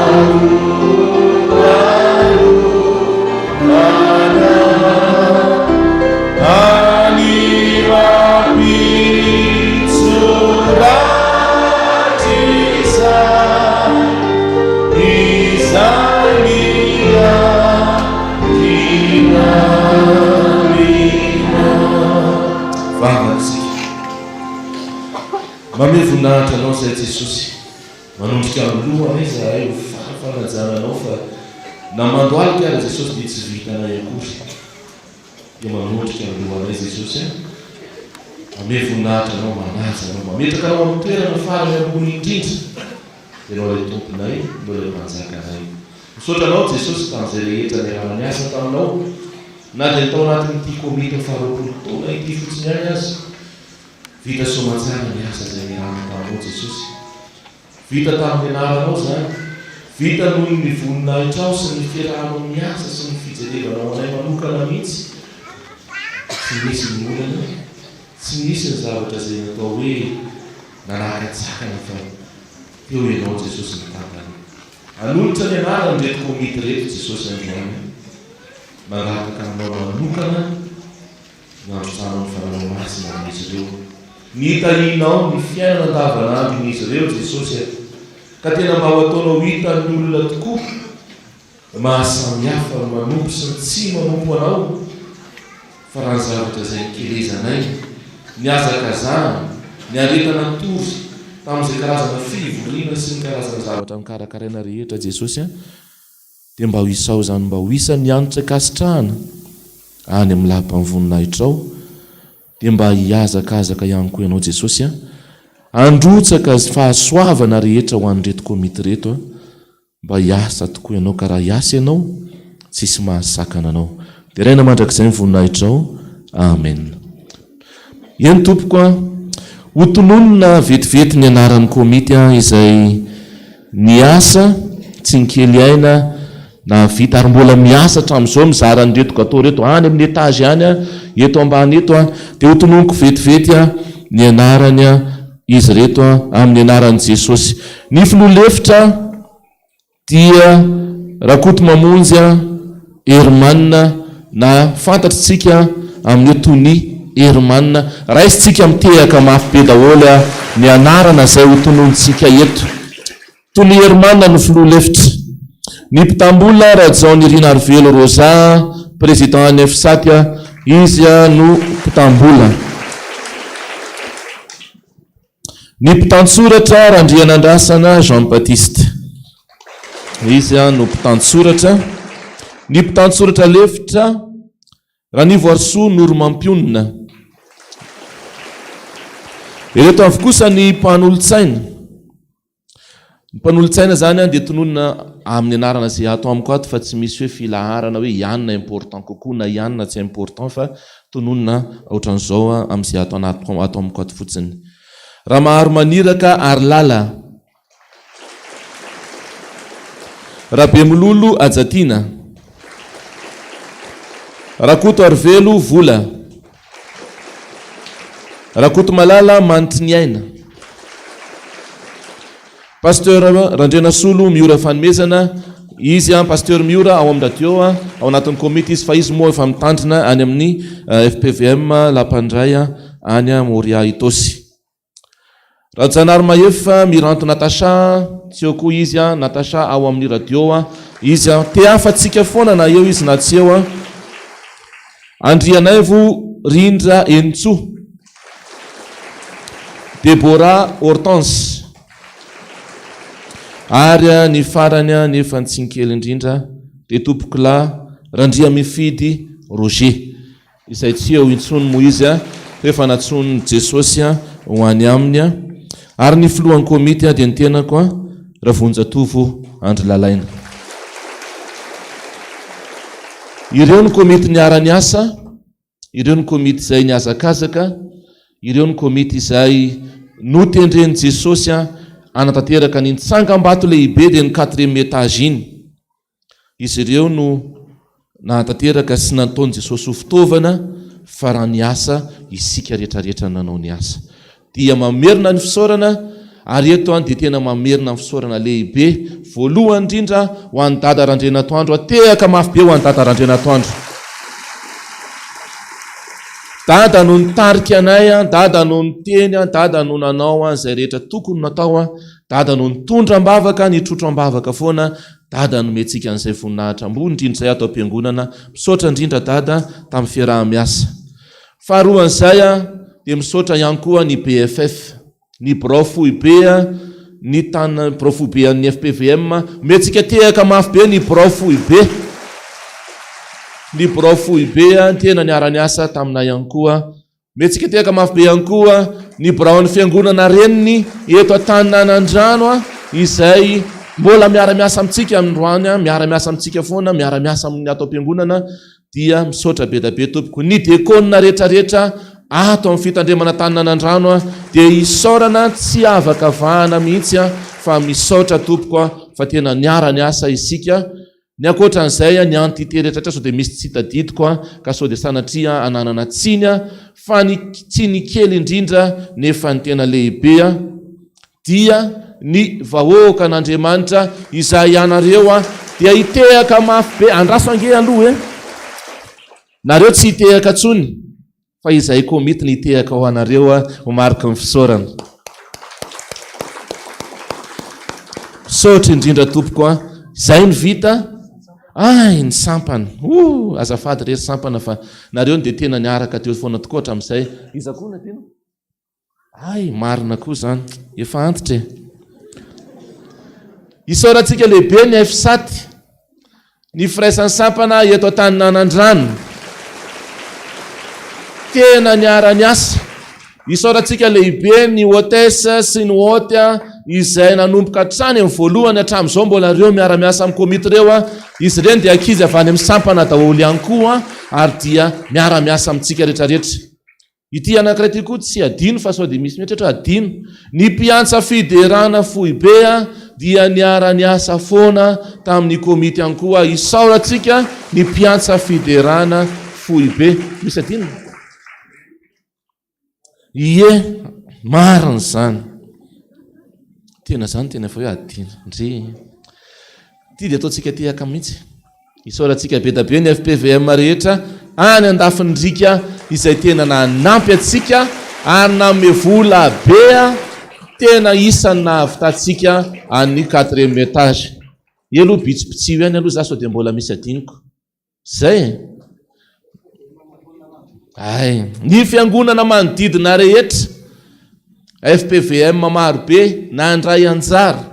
Isika rehefa miteny hoe nandray anjara tsy ny valeur ny zava-dehibe fa nanao ampitiavana ireny FPVM ireny na ny FPVM majinika indrindra nisy nandray anjara. Iny ny vitanay fananganana ny 4e étage dia isaorantsika mitehaka mafy be ny FPVM manodidina ny FPVM rehetra izay nanao ny ainy tsy ho zavatra tamin'izany. Zay angambe. Misaotra indrindra tompoko dia ataontsika angakangana ny fizarana ny gâteau dia amin'izay tsika mbola maika hiditra ny fidirana faharoa. Ny voninahitra dia ho an'Andriamanitra irery ihany. Dia mangataka dada mba hihira ny choral amin'izao fotoana izao.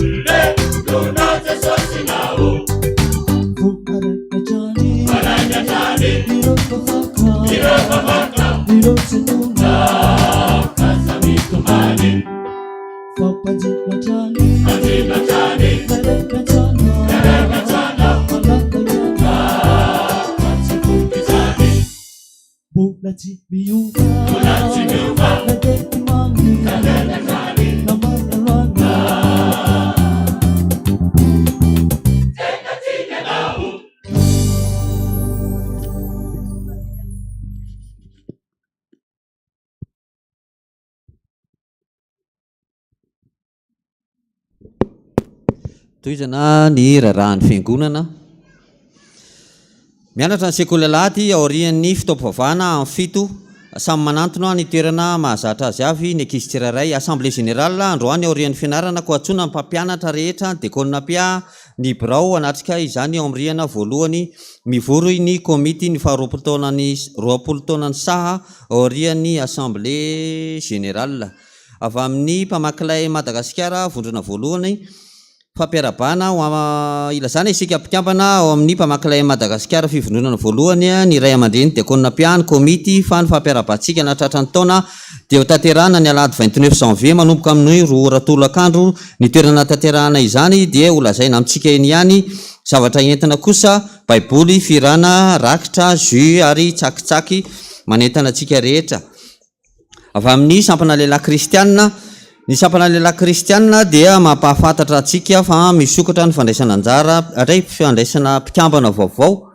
ny 21 janvier ka hatramin'ny 25 février toy izao mifepetra efa mpandray fanasan'ny tompo tia mihira manao asa fitoriana filazantsara vonina anaraka ireo fandaminana eo anivon'ny sampana amin'ireo fotoana ireo ihany koa ny fanavaozana ny fisoratana anarana andreo mpikambana tranainy ny tsy fanatanterahana izany dia midika ho fanalana tena tsy ho mpikambana itsony fivorian'ny SL4 dia isaky ny asabotsy amin'ny rora sasany tolakandro amin'ny porte 304 ny SL4 ihany fifaliana lehibe ho an'ny SL4 ny mampahafantatra antsika rehetra mpianakavy-vonoana ny herinandro bokatry ny sampana SL4 dia ny 23 janvier hatramin'ny 29 janvier izao toy izao ny fandaharam-potoana ny alatsinainy fitoam-bavaka fisaorana fideranan'Andriamanitra iarahana amin'ny rizarakoto ny alarobia fitoam-pifoazana alakamisy fampianarana soratra masina iarahana amin'ny pastera iraka mamilalaina mitondra ny loha hevitra hoe ny voa miendrika ny fibebana ny zoma tantarantsehatra rahana fiderana iarahana mitarika les adeline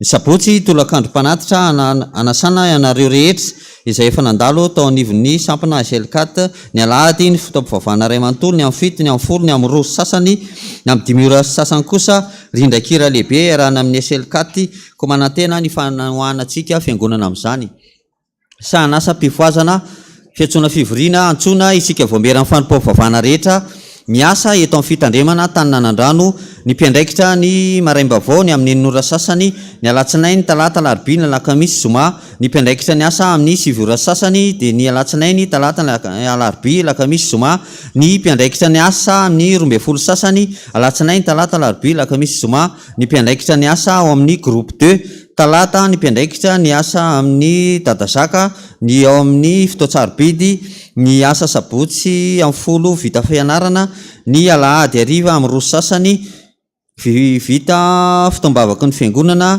sy fampianarana alahady ariva amin'ny roa ny mpiandraikitry ny asa alarobia ariva amin'ny 9 sy ny amin'ny 2 ora sasany mba ho samy tonga daholo ny amin'ny zoma 27 janvier ho avy zao fa io ny fivoriana voalohany ataontsika miaraka amin'ny ray aman-dreny fa zava-dehibe mikasika ny asa izay nran'ny Jesosy atsika ny odiniana ny fotoana dia amin'ny 2 ora sasany ao amin'ny riana ambany ireto kosa ny zanaky ny fiangonana iroso amin'ny fandrinana tokantrano fianakaviana Randrianarymanana Sylvain sy Ramilson Suzanne andaniny fianakaviana Ravaomanana Rivo Saondra ankilany dia faly mampandre anareo anotrina ny fanamasinana ny fanambadian'ny zanany Randriamialisoa Tovy Mirova Manda sy Ravao Arso Body Saondra izay ho tanterahana eto amin'ny fiangonana foibe tany nandraona-pandrana ny sabotsy 27 janvier amin'ny 1:30 ora tolakandro Ramatoa Ravao Armanga Ramatoa Soanatoandro Zanette andaniny Andriamatoa Rakotomalala Cyril Lejeune Ramatoa Razaka Solalao ankilany dia faly manasa mampandre anareo anatrika ny fanamasinana ny fanambadian'ny zafiny ny zanany Rafanomezatsoasantatra Fiobiana sy Rakotomalala Mialtina Fiononana izay atao eto amin'ny fiangonana Fiobe tany nanandrano ny sabotsy 28 janvier amin'ny 10 ora maraina Andriamatoa Razafindrazaka Claude Samuel Ramatoa Honiso Vonimbato Paulette andaniny Andriamatoa Rakotoarymanana Farado Ramatoa Rasoarinivo Marie Christine ankilany dia faly manasa anareo anatrika amin'ny fanamasinana ny fanambadian'ny zanany Razafindrazaka Nomenjanahary Vonifanja Samuel sy Rakotoarymanana Jivan'Andrianina Valosoa Mendrika izay atao eto amin'ny fiangonantsika foibe ny asabotsy 28 janvier amin'ny 1:30 ora tolakandro Andriamatoa Raharson Emile Ramatoa Razana Mahaso andaniny Ramatoa Razoely Noro Ester Ramatoa Raharonjazafy Entso Irene ankilany dia faly manasa anareo anatrika amin'ny fanamasinana ny fanambadian'ny zafiny ny zanany Raharson Nomenjanahary Tiantsoa sy Randrianaly Ariso Bodonirina izay atao amin'ny fiangonana FPVM fiombonana Panaratsanaonenana ny asabotsy 28 janvier amin'ny 12 ora sasany atoandro raha misy mahita ny tsy mahamety ny anamasinana ny rainy sasatsasany amin'ireo fanambadiana ireo aoka izy aplaza melo ny ray aman-dreny mpitandrana filazana manjo amin'ny finoana fanantenana fitsanganan'ny tena maty no ampandrenesana ianareo fodimandry ny Gutila Gabriel Nestor dia nodimandry ny 15 janoary rehefa ny vahiny 13 taona teto tany hoy ny vadiny Randrianarsoa Fanjahary Lalaina ny zanany ny zafikeliny Praitapo aminy ny fianakaviana manontolo izay solotenany Gutila Haingosoavina nofiny dia efa niala tao ankadikely Ambohipanja ny 18 janvier teo efa napetraka ny fasandrasany Apangabe Meridaza Ranoroso Rakoto Saondra Lydia mpiandry promotion Piady Mahery dia natsonodray odiny aminy ny talata 17 janvier hoy ny zanany ny Irina Mikael sy Raharinaval ny asina ny zafiny ny reniny ny raitapo aminy fianakaviana manontolo nofiny dia efa niala tao akady fotsy ny alakamisy 19 janvier ary efa nentina tany amin'ny fasandrasany manandrina avaradrano Rafalamalala Lydia Rota mpiandry promotion feolanitra dekona loolona dia natsonodray odiny aminy ny 19 janvier rehefa nyvahiny 27 taona teto tany hoy ny vadiny Randrianarso George Olivier ny zanany ny zafiny ny raitapo aminy fianakaviana manontolo Ny nofiny dia efa niala ny asa sabotsy 21 janvier omaly tamin'ny 1:00 maraina ary nentina tany amin'ny fahasandrasany Ambohimanga Ambohimanoa. Andriamanitra tompon'ny fampiononana ny ampionona ny fianakaviana Tramanjo fararakitra voaraya tamin'ny tompoko vavy Rakoto Saondra Lydia 40,000 ariary.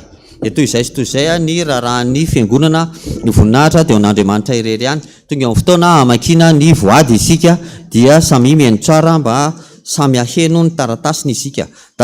Vakina aminaran'i Jesosy dada malala faly miarabanao amin'izao taom-baovao izao zao aiza anniversaire dada izao senakonako misaotra Jesosy nanomezanao an'ny dada RCJ. Merci Jésus 30,000 ariary ho an'ny dada. Saotra Jesosy no fitahinao anay tamin'ny herinandro iny vola 10,000 ariary bonaneo an'ny dada mangataka izay mba homenao fahasalamana tahiny varotra ataonay. Saotra Jesosy fa mbola nomenao tombonandro indray mbola afaka manompo anao ity misy vola kely omenany mahantra kely Jesosy fa vokatra ny fo 20,000 ariary. Vady masina ny voninahitra ao an'Andriamanitra rery ihany.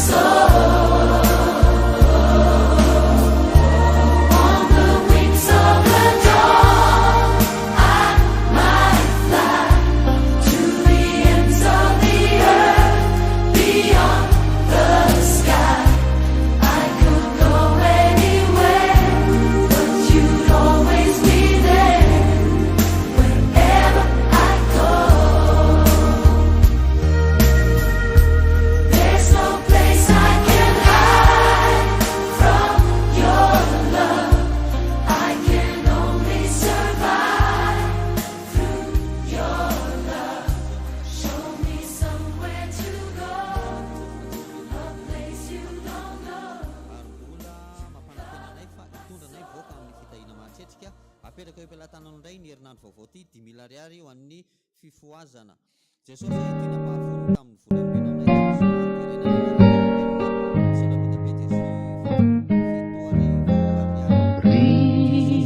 Sakaizani paluta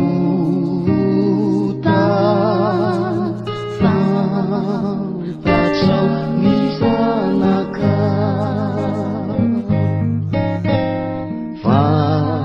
Famaleni muralavu Kamangata kamina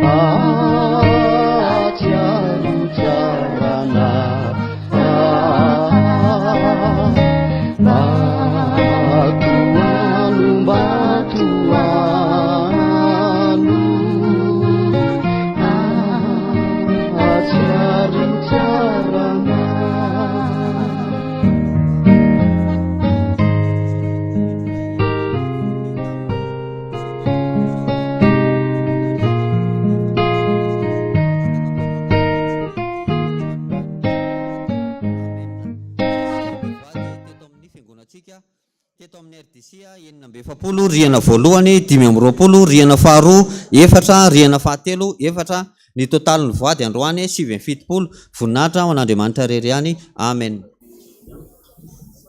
Dia misaotra ny filaza raharaha sy ny mpamaky voady zava-dehibe zany ny tena atao hoe fahasoavana zory vavolombelona tsika eto ny amsoana taon'Andriamanitra tamintsika rehetrarehetra fanetanana kely vahoaka endry ny vahoaka an'Andriamanitra tena vahoaka endry vahoaka an'Andriamanitra tandrema ny fakofako mba somary aforotritsika kely le blom iny dia mba tsy haparitaka amin'ny karo fa mbola hiditra amin'ny fidirana faharoa fa dia mba hajaitsika ny tranon'Andriamanitra fa tsy manakana ny tsy hinananareo an'iny afaka mihinana nareo fa tsara tsodrano be iny fa tsara tsodrano iny santatry ny ambavarany fotsiny iny fa ho avy amin'izay ny tena fitahiana lehibe araka ny tenin'ny dada tamin'ny voalohany taona tehaka mafy be amin'izany santatry ny ho avy iny santatry ny ho avy iny nandeha ny bonbon teo nandeha ny gato zao ho avy am'izay le fitahina mahatretrika ny tokantrano tsirairay avy tehaka mafeo an' Jesosy. Sotra to.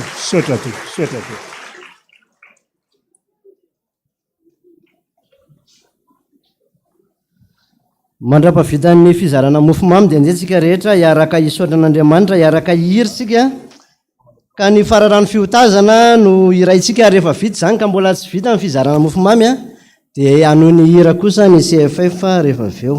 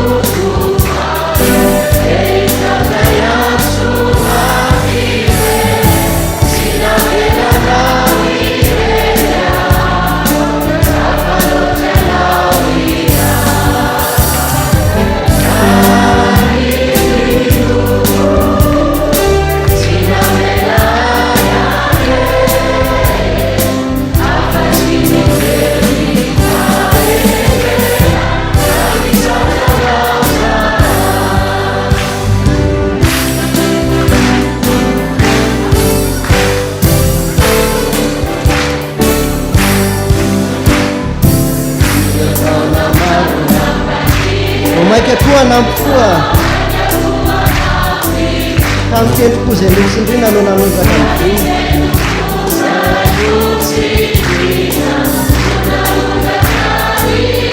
misahirana ny karakara miasa tamin'ny kitsoko tena mafy tena tany tsara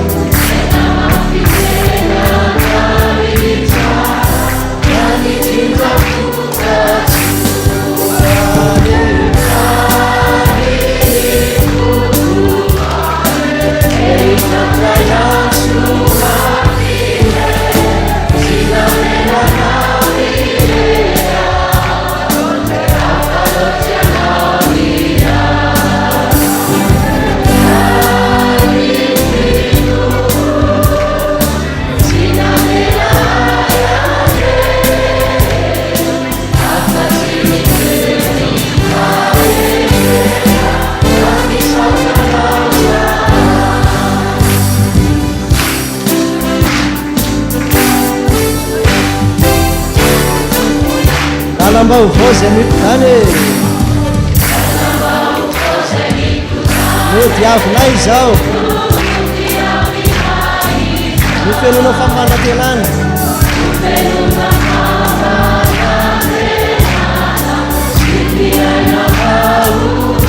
ny mipazanety raikanany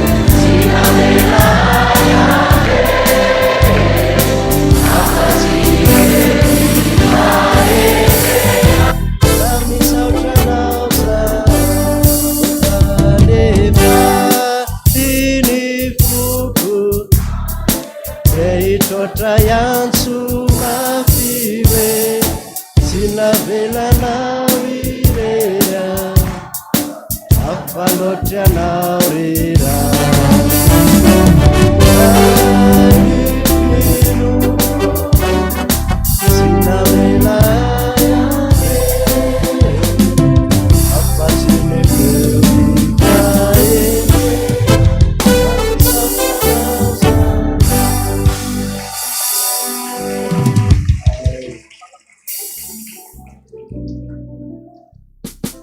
ko satria moa zany a ny koralina zany zao zaraina gatao ihany koa dia ataontsika ny hira 20 ao amin'ny boky hira fiderana ny teninao Andriamanitra dia feno fitiavan-dehibe ary ny teninao a mandresy lahatra izay manaka-tsakana.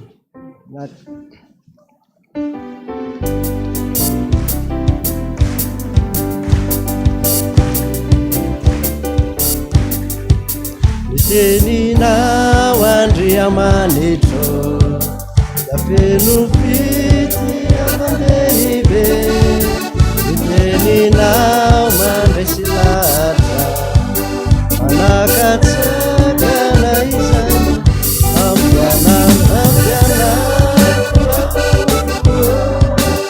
nanamany fitiavana anompanao Andriamanitra sambatra eo anila ampiananao Andriamanitra dia fahavalo-pahafatesana hatrany ampasana aza dia mande nanaza dia mande ny maty dia velona ena ampianana nanamany fitiavana anompanao Andriamanitra sambatra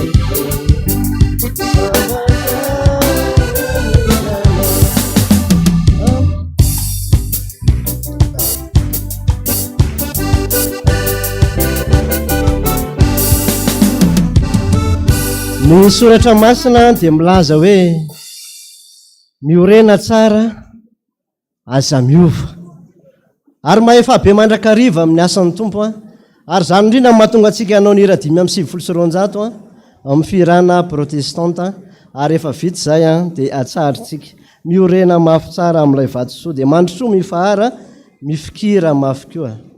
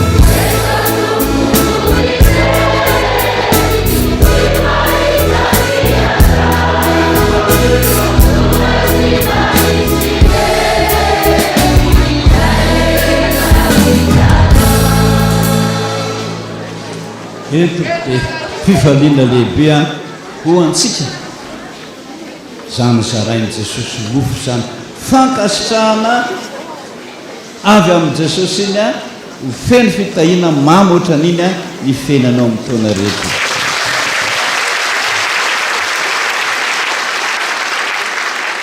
Misy le nofo reto be dehibe a, dia misy nofo ohatrany tena asa foavy angano rinina tsy mijery an'ireny a, ka dia misy zavatra ao anatin'ny sainao a dia manjary nofy a dia tsy mijery an'ireny a fa azafady indrindra.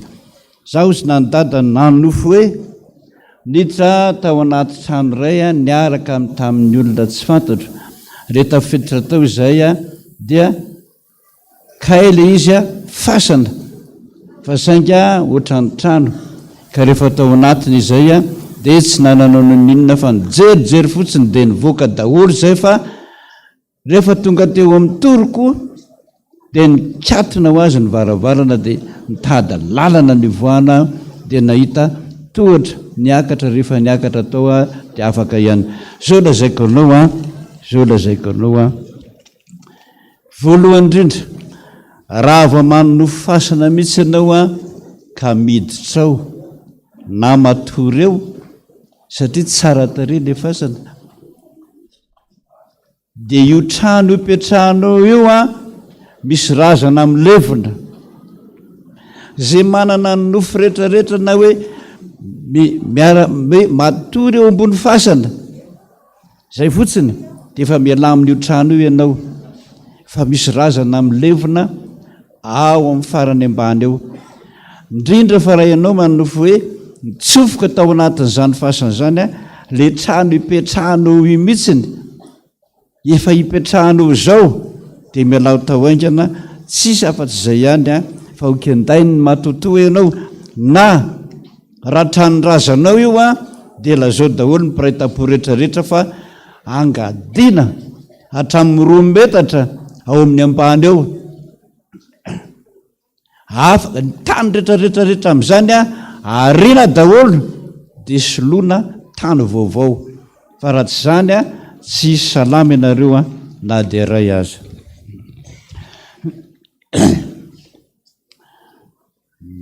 Zaho koa dada nanofo fa nandeha masina izay 3 lahy,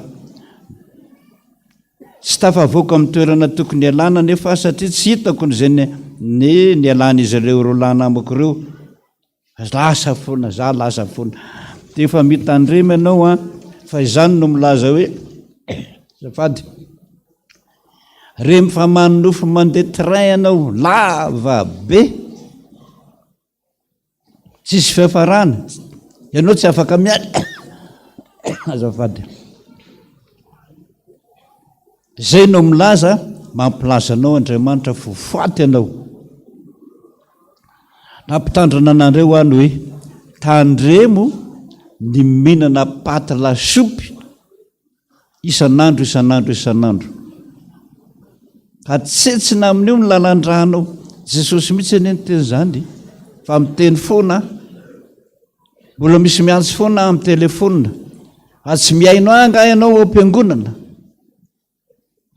Lafarinina ho an'ny malagasy ny afrikanina hoany a dia natao hamonona ny mainty hoditra rehetra. Samy mitandrina io paty lasopy be dia be hoaninao isan'andro io ny tena ratsy io, fa Jesosy mihitsy milaza fa tsy levontsika io paty lasopy io fa manetsina ny lalan-drà, dia iny manampy-janona ho azy ny fonao. Ianao a zay manonofy an'izany a efa anatiny io ka dia mitandremo. Ny anankiray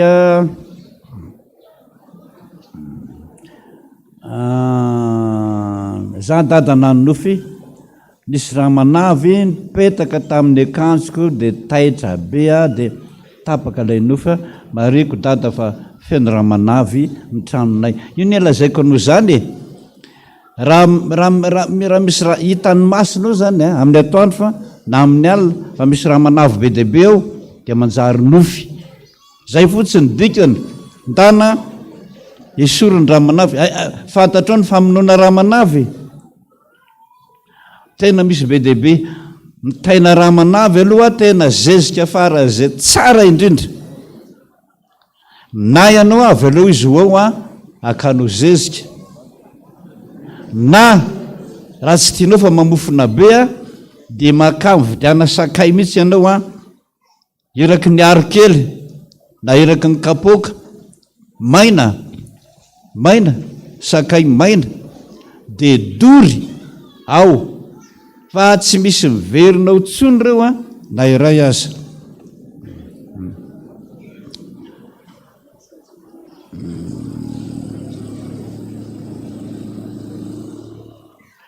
Ty le olona tena nofy aho izy fa nisy roby maintimainty be teo amorom-pahatra, hitako ilay roby fa ho am-pahatra miaraka ny silipo maintimainty, dia nohan'ilay omby ilay roby ary ilay silipo misy naka.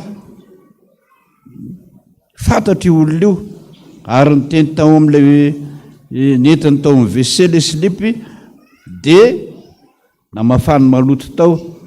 Ditako zanako vavy io fa matory eny an-tamboly sady mitafy bodofotsy zao a tady avoingana io zanako vavy io, fa nalain-dralano robiny a sy ny silipiny a, dia efa feno ody vokatra io a, dia tsy atsiary toe na io zazavavy io a, fa na dia atory ary izy dia any an-tamboly tsy mahalala mody tsony, fa feno ody ny tanànanareo a, le akanjony a, le akanjo anatiny. Sasana dolo reo akanjo reo, raha tsy hitanao reo a dia tandrifina, maka mpiandro be dehibe dia tandrifina, fa raha tsy zany a dia ho lasa tsy hitanao zanako vavy io a, atao venga zany. Zaho nanao fita ilay zafikelyko sy zaho a mitao an-trano, ary isy olona noditra dia tonga ilay zaza dia ny sotoniny alaina dia mifandrilitra toy zay, dia tsy azony izy ary mbola nisy ny teny hoe mbola iverina akan'io zaza io, dia lasa izay mianaka nifindra tao amin'ilay olona tao anilanay. Dia avy eo nahitany dada mirandreny nataondro teo ambaravarana nijoro manao an'ireny akanjo fotsy fanaon'ireny, ary nitsikitsiky izy sady niteny hoe sasao amin'ny rano Jesosy ity trano ity fa maloto. Mazava zany io zanako io a dia efa kendreniny zareo a mpanao sorona fa ho angalariny, na io zaza tsy fantatra nalàna vavy, io zaza kely efa taona io a dia ho sotoniny mahery eny an-dalana. Efa programany zareo mpamon'olona mihitsy zany a sy mpanao sito mahery, aza alefa mandeha rery io zaza io, zay ihany. Aza vela moka ny trano na miaraka aminao aza aloha, ary raha mianatra izy dia atero dia alaina. Fa Jesosy miteny aminao hoe sasao amin'ny rano Jesosy ty trano ty fa misy ody ao. Raha vao misy ody eo an-tranonao ao, indrindra tadadio zay, ka manofy anao efa tafiditry ny varavarana lay mpangalatra, misy ody eo zay, ohatra ny rora kely ohatra n'iny fotsiny a, misy tantely iny apetrany amin'ny varavaranao, iny misy ody, izy misy tantely iny, satria ody misy tantely iny a, dia eno ny kalanorony a any amin'ny 10 kilometra, ohatrany hoe any Ambohimanarina. Dia baiky fotsiny dadarabe hoe lasa am'izay alaivo zaza io amin'ity trano ity, na dia amin'ray alina ianao matory be iny aza, varavaranao tsy vaky a, varavaran-kelinao tsy mivoa, lasa n'io zaza io a gaga ianao marain'andro fa tsy hitany zanakao. Miteny aminao Jesosy sasao aingana amin'ny rano Jesosy ny tranonao a sy ny varavaranao. Tsika rehetrarehetra mananjanaka kely io mitandrema tsara. Za nanofy aho a matory am-pandriana, dia nisy saka miloko gris manatina andeha andrangotra ny tarehiko, fa izay mampiasa ilay dia voasaka ny lailay ny tanana mandrangotra ny sady afiko amin'ny tanana dia mbola niverina ihany niezaka hatratra ny tareko ilay saka fa lasa ohatra mifampisangy teo dia miverina ny foa ilay saka. Rehefa manofy saka ianareo andrangotra anareo amin'io lay io dia io lay io aloha zany misy enina io misy ody io ary rehefa hoe saka dia olona ohatrano piditra ao aminao makao isan'andro san'andro io mody hoe nafisafiny tarehinao fa anao zava-dratsy aminao satria voavoaraika amin'ny roapolo taona monja hono izy efa manambady vita soratra ka ianao efa manambady io mihitsiny ny tiany alaina kanefa anaovana vetaveta fotsiny fa tsy hanambady anotsony izy. Olona ohatrano zany aza mampiditra ny olona fantatra ohatrano piditra aminao eo anao fa ino akanao.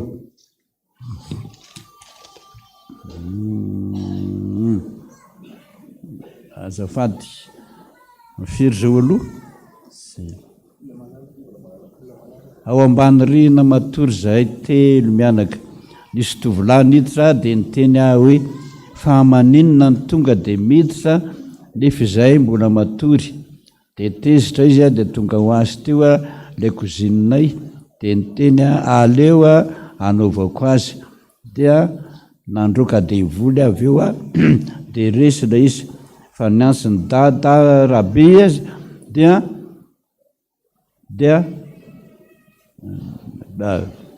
ny tezitra ilay dada rabe fa eny antokotany indray izay mianaka amin'ilay olona maro mpivavaka teo dia nilatsaka ilay avandra nalifany zareo fa lotoanako tamin'ny tanana amin'ny anaran'i Jesosy. Zao misy dadarabe ao akaikinareo ao dia io dadarabe io zay ao akaikinareo io no milaza fa andefa vandrany aminareo dia mampianatra anao mpiandry izy na mpiomana hoe zao fomba fanohanana ny fampitahorany dadarabe be dehibe ny hoe latsahako varatra ianao rapitso amroa nazareo fa nataony an'izany tsy matahotra n'izay varatra nefanao dadarabe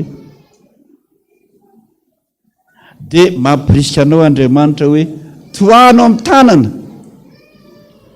mampianatra anao ane izy so matahotra anao raha honany dadarabe anao dia andeha ilefa ndeha hitsoka tsy anao ny asan'Andriamanitra toano amin'ny tanana zay zavatra lazainy amin'ny anaran'i Jesosy may na miverenany aminareo tapitra may varatra ary ifanjato aminarivo mpiandrana azao zany latsanay varatra anareo rapitsy lasa anareo daholo ny klianay ola rapitsy zany androan'ny alina tandro fina amin'izay dadarabe may mbany tranony may mbany vatany fa tsy maty niditra hôpitaly verina avy any mbola nilaza ihany hoe latsanay varatra nareo rapitsy amroa tsy raharainay zany ozy mpiandry alefasy zay alefanao amin'ny anaran'i Jesosy amin'ny roapilina andeha miverina any amin'ny dadarabe zay varatra alefany ria dadarabe indray ny fatorany varatra may daholo izy mitelo amin'ny rahalany zay mivory teo kila tsy maty fa niditra hôpitaly 3 volana tany fona nizay sitrana dia navolefina zay ne nilan'Andriamanitra ny ampibebaka ny olona rehetra tompoko dia ataovinao zany ty sisangamba zafady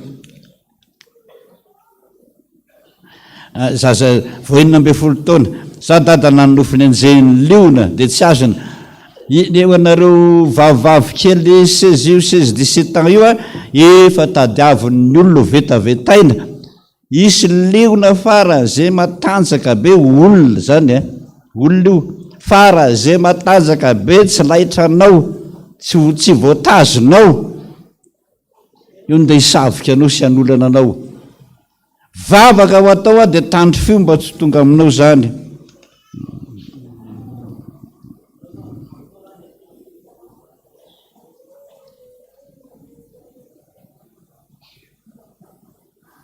tia le nanofena andeha bisikileta dia nandeha tsy naninona dia rehefa avy eo amin'izay a rehefa tapitra daholo ny ambony be ohatra ny kidiarana bisikileta dia nisy ny tazony le bisikileta dia niala tamin'ny tany izy a dia lasa izy nandeha tongotra amin'izay a dia resy tafita soamatsara izy tian'Andriamanitra olazaina amin'izany aminao a tandremino mandeha n'io bisikileta io lavitra loatra fa ho tazon'ny kalano reny ianao fa aleo mandeha tongotra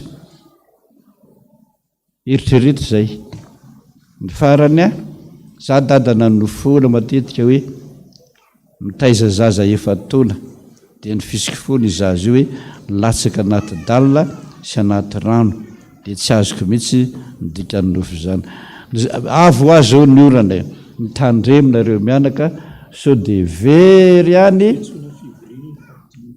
zanakao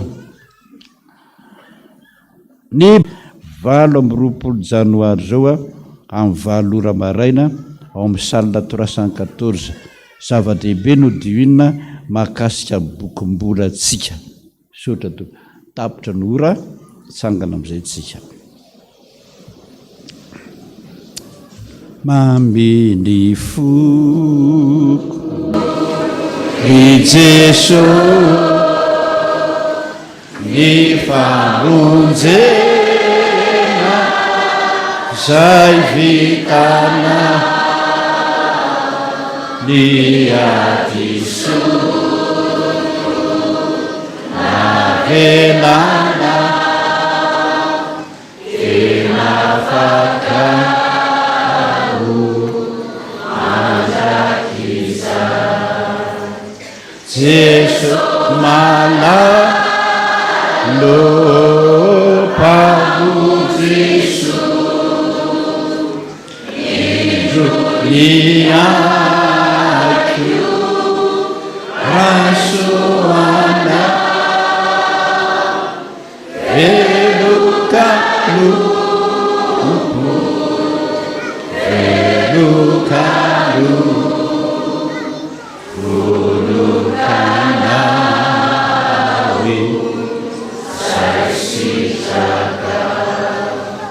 vavaksika fisaotranao Jesosy vita teto ny fiderana fisaorana fankasitrahana nataon'ny olona anao a fa vita ny 4e étage fisaotranao kosa iara-ny vavaka teto foana hatriny ankeo maraina renao daholo ny vavaka tao anaty voady be dehibe ny fandiriny ny fisaorany indrindra fa ny fangatahany fantatro daholo zany vao nanoratra ny voady fotsiny izy dia efa no amarininao ary inoko fa na mbola tsy miantsa akory azy izy dia efa tonga ianao a ny ain'ny fivavahany misaotra Jesosy tanterao ny faniriny arao zay rehetrarehetra mba nangatahany taminao zay rehetra kosa Jesosy alohan'ny isarahana eto dia mba te eona aminao satria misy olona marobe nahazo fitahina taminao dia mba mangataka izay mba hanatrehanao anazy tsirairay avy any atokantrano manko Jesosy sarotra no ahitana fotoana sy toerana hivavahana aminao mangengina tabataba ny any tsisy vavaka vanina ary zany no anasanao anay hoe amin'ny toerana zay nitsonareo ny anarako eo no anatonako anareo ary eo nitahiako anareo tsy mbola mandainga ny teninao Jesosy tsy mbola mandainga aminay ianao fa ny fiangonanao dia natokanao fionana amin'ny mpanompanao tsirairay avy angataka aminao ary a Jesosy no ny fitiavanao ny olona rehetra mba hoeny ny dablo tsirairay avy ianao a hatrany amin'ny farany ambony rehetrarehetra any misaotra Jesosy angataka ny anjelinao aho tondra ny boky ny fiainana anoratra vavaka tsy ambarahavana mba hanazy manokana zany tenenanao tahaka an'ilay jamba fahiny hoe inona ny tianao hataoko aminao dia ianoy ny vavaka i Jesosy.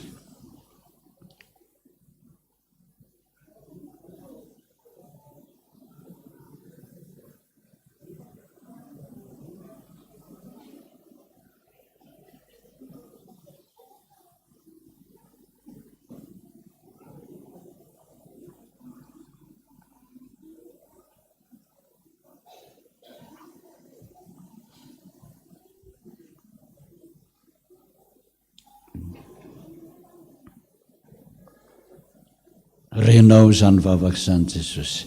Voasoratra ny pejiny androany ho fankasitrahanao an'ireto olona rehetra reto dia hamaly fitia azy ianao. Noho ny zava-mahagaga nataonao hatramin'izay dia tohizo amin'ilay tsirairay avy zany fa ianao mahay an'izany. Hiakatra any an-danitra ianao Jesosy. Eo amin'Andriamanitra ray, eo tanaka avy Andriamanitra ray, tadidio ny teninao Jesosy tetỳ an-tany hivavaka ho anao mba tsy ho levona ny fononao. Ka raha nivavaka taminao zay androany dia mangataka tahaka mpangataka rehetra hoe Jesosy o ny anaranao Jesosy no angatana izany vavaka izany. Sotra Jesosy rainay izay ny an-danitra ho masina ny anaranao, ho tonga ny fansakanao atao any sitrako ety an-tany tahaka ny an-danitra. Leonay noy ny ana sahazo any ary mamela hanelokay tahaka namelana izay meloka taminay. Arasa mitondrana amin'ny fakapanahy hanafana amin'ny ratsy hanao ny fansakana sy ny hery ary ny voninahitra mandrakizay. Amen. Raiso ny tsodrano ho Jehovah tompo aminao. Aoko fantatra ao fa zany ho Andriamanitra. Tsy misy Andriamanitra mahery ka mahajanona amin'ny tanako eto ambonin'ny tany. Ay ianao vitako tomboka vatsy zany, ay ianao aza matahotra ary aza merikerika foana fa za mombanao foana naiza misy ianao. Antsoy ahy dia valiako zava-mahagaga sary-patarina ianao. Saotra tompo, anao ny dera, anao ny aja, anao ny voninahitra mandrakizay. Amen. Voninahitra ny ho an'Andriamanitra rery ihany. Halleluja. Masina Jehovah tompony maro enika voninahitra tany rehetra. Ho tanteraka tokony izany amin'ny anaran'ny Ray sy ny Zanaka ary ny Fanahy Masina. Amen. Dia samy mahireza tompo.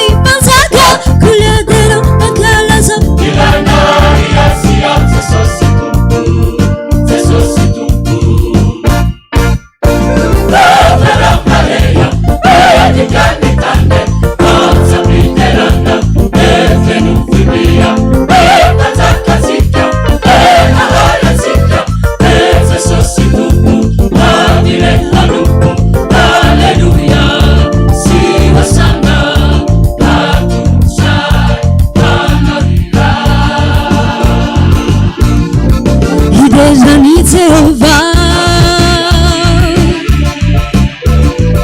Hananja saze chanya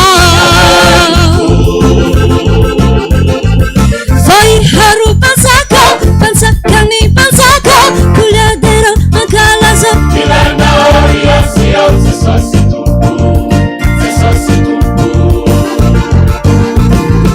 Let me te hafa maf Behu fisakura Ule kanji alma